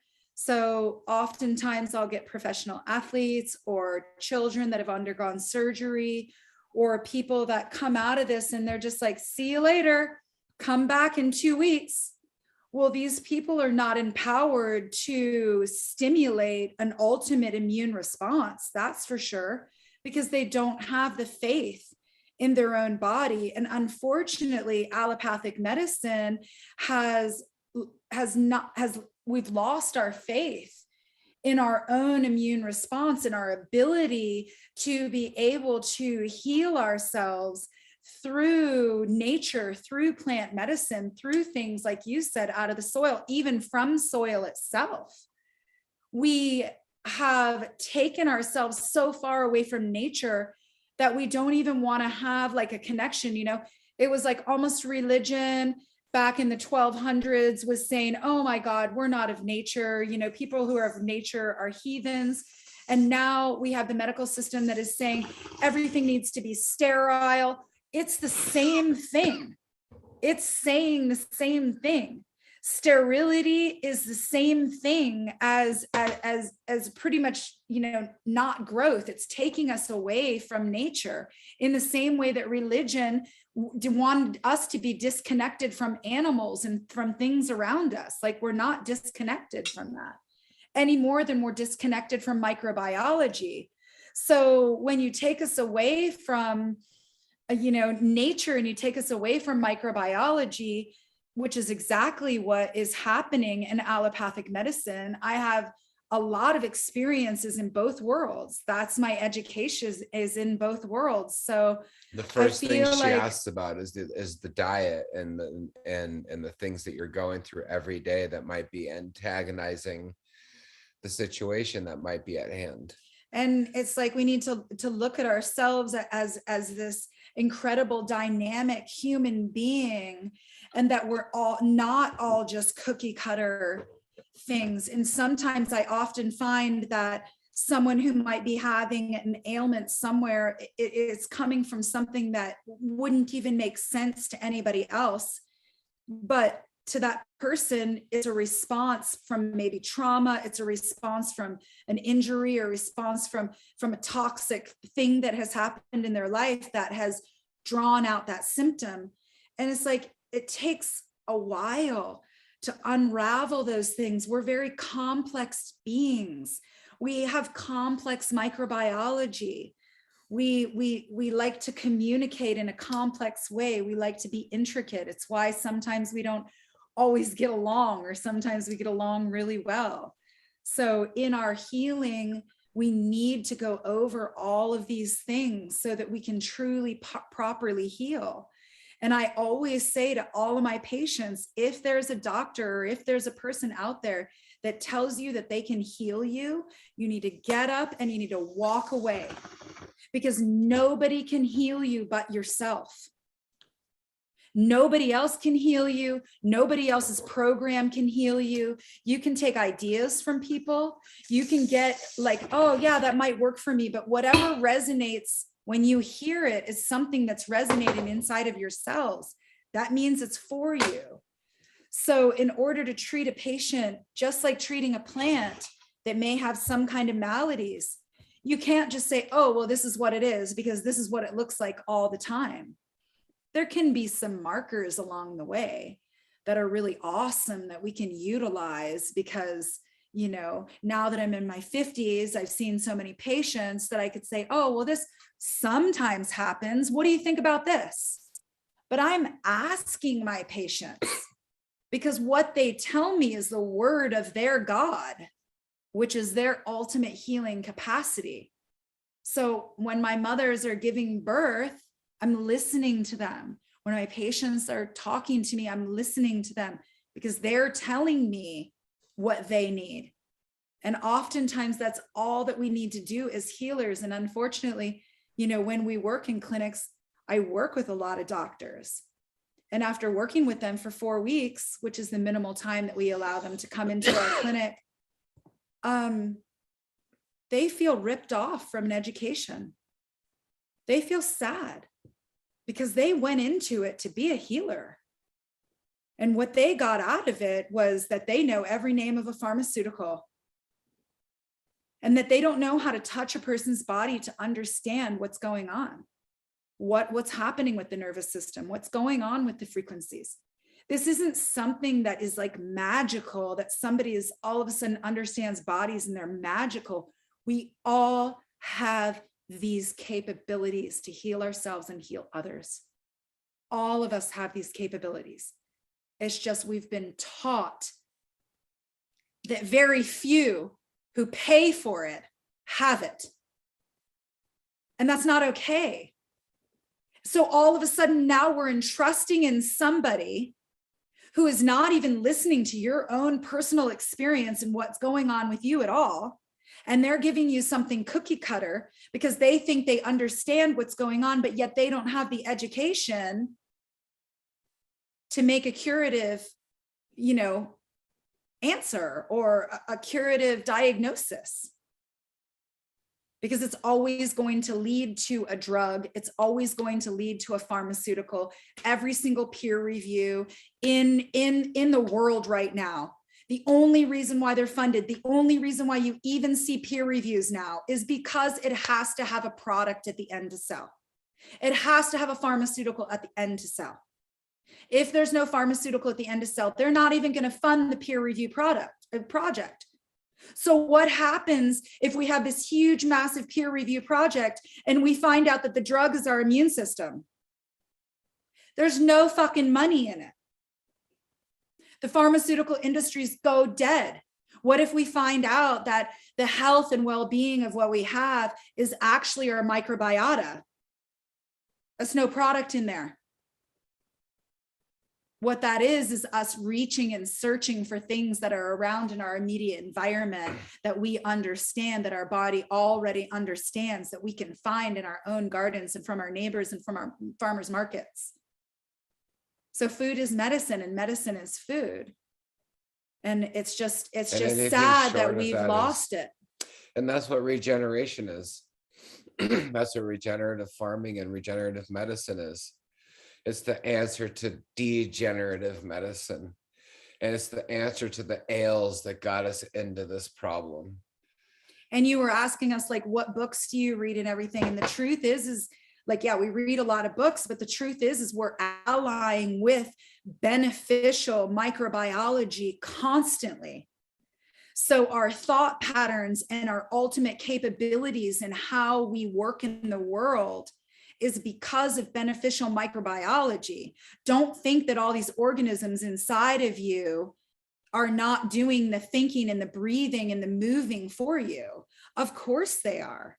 So when we have the ability to ally with these beneficial things like good soil, like regenerative soil, like getting frequency off of good, awesome people, sharing a joint with somebody you freaking love, you know, all of these things create more beneficial attributes that create a higher frequency and functioning microbiota, which helps us be higher functioning.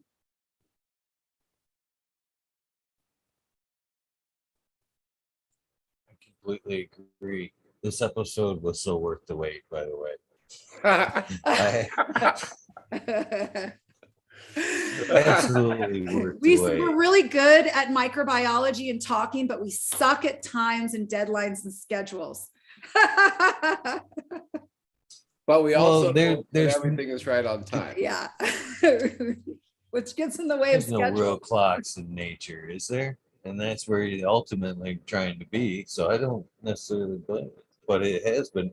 You know, another, from flipping it back to the other side, a couple of books that I've enjoyed that may relate to you is The Soil Will Save Us was another good book that, and The Dirt Cure.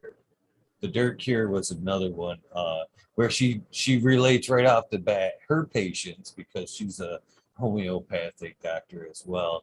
Is the first thing she asks her patients, what's your stool look like? Yep. Because she wants to know, and it falls a lot along the lines of what you're talking about there. And you're right, it is better to get that out there and just kind of deal with the microbes and, you know, get to know how everything relates to one another. But sometimes, and again, it's a good, valid question. Sometimes it takes a second for somebody to take and open that door and let the floodgates open. So that's why I kind of asked, because, you know, sometimes it takes a little nudge. Some they can go back and, you know, so if we can give them a little something to, you know, I agree. Open the door. We love books. We'll look up those 2 books that you just recommended. We have a book, but we've been writing it for years. Who knows? It's just, you know, bigger and bigger and more things. Who knows if it'll ever come out, but it's our it's the work that we do. But we always put out good stuff online and tell everybody about it too. You guys are putting in the footwork. That's a lot better than necessarily sitting down and putting it. And it would go contradictory a little bit from what I said I've seen from the beginning. You know, you stated in the beginning that you try to, you know, give away as much as you can. It'd be hard to put all that effort into a book and just give it away. You wouldn't never see the results of it. You wouldn't know if it sat on a book table or somebody's bookshelf. What you guys get out there to do is for real. Get out there firsthand, change lives. You see the results firsthand, and that's way more important than to put your thoughts in on paper. Maybe at the end of your journey when you don't have no more energy to carry on, put that book out and let that carry on your message. But for right now, I think you guys are 100% on the right path. I wouldn't change a thing. You guys are awesome people. I'm so glad I finally got the chance to meet you guys.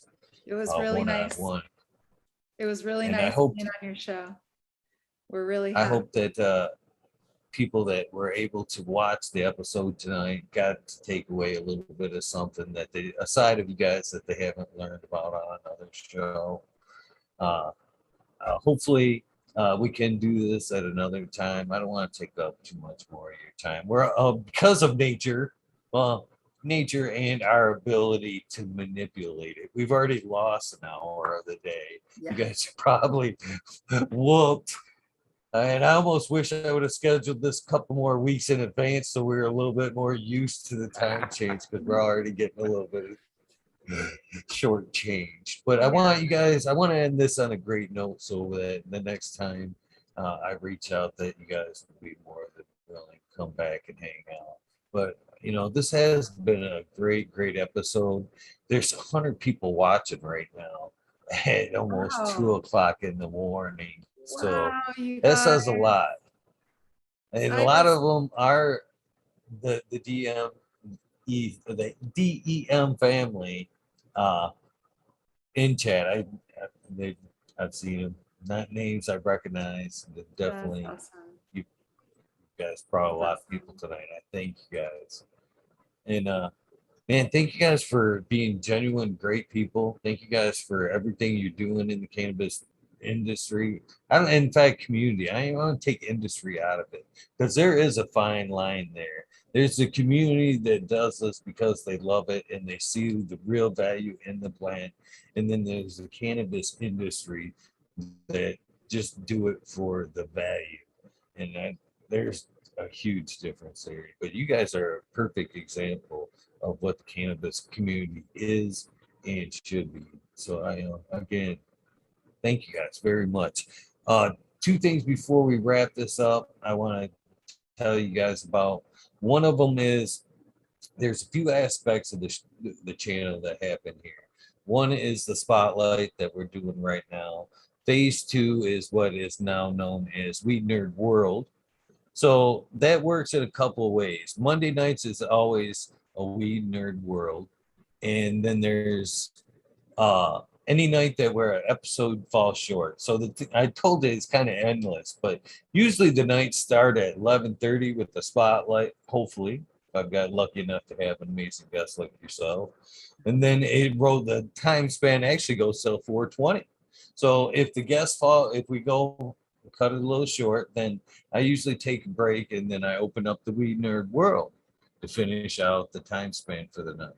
Nice. So doing this episode, please keep the Zoom invitation handy, because now you're always welcome. Anytime you guys see fit that you want to come hang out, the invitation is always the same. No invites needed. Anytime you'd like, please take me up on that. So I've got that portion taken care of. You're always welcome. Anytime you see Weed Nerd World in the title of the show, open invitation, and that's only open to past guests. So as of right now, there's a combination of 516 possible members that could log on at any one time. That's how far the invitation extends. Is 516. That's super cool. Currently. That's awesome. The last thing I'd like to get out of the way is a soundbite. I do it with everybody. Basically, at some point, I hold them back till the episode dies down a little bit, and then I unleash the soundbite to remind people the episode is out there. Basically, what the soundbite is like an old radio radio station identification back when the artist would be like, hey, I'm on 105.5 and this is basically that's what I'm looking for. In my version, it'd be, hey, I'm Eagle and I'm on. And if you don't, if you're uncomfortable with the fucking part, I understand. I'm on fucking Talking Shit with Eagle, episode 516. You can add whatever you want before or after that, long as it has that in the body. I'm grateful. Nice. So this is the only portion of the show I record. I'm ready anytime you guys are. Awesome. Well, we really just wanted to say that, you know, thanks so much. It's been a huge honor to be here, and we had an incredible conversation, and, you know, it's been Talking Shit with Eagle, episode 516. It's been amazing. It's been, you know, like really stimulating the whole time, and to know that there's been a bunch of people who've been listening the whole time. I mean, all of our heartfelt energy, our love, so much good vibrations to you guys out there, and keep holding the good vibration even during the hard times. We're with you. We're all doing this. We're all doing this crazy human thing. So much love to you, Eagle, for giving us this opportunity this evening. It's been awesome fucking talking shit with Eagle. You know, it's been such a fun night. We really appreciate you holding the space. 516, you know, the way it goes. We're all hanging out together, making the world a better place. We all care. We all care about something, and we really appreciate you for upholding the space and giving, you know, people a chance to learn and to get inspired. So we're inspired by everyone out there, and we're inspired by you. Thank you so much for having us on tonight. Wow, I don't think it gets much better than that. Thank you guys again for your time. It's the most precious thing we have. And you guys donate more of your time for free. The most valuable thing we had, and you guys give you guys most of it away. That's incredible. That says volumes about you guys, for real. And I'm looking forward to another episode at some point. We'll come back for sure. Yeah. Thank you guys again. Take care. Have a great night. To the rest of you guys watching, thank you guys very much for your time. I know you guys have enjoyed this episode. You guys know the deal. Random acts of kindness do save lives. If you're not going to follow over to Weed Nerd World, thank you for your time. I'll see you guys in a few. You guys, thank you again. I'll talk to you soon. Have a great night, everybody. Bye-bye. Sleep well. Sweet dreams. Bye.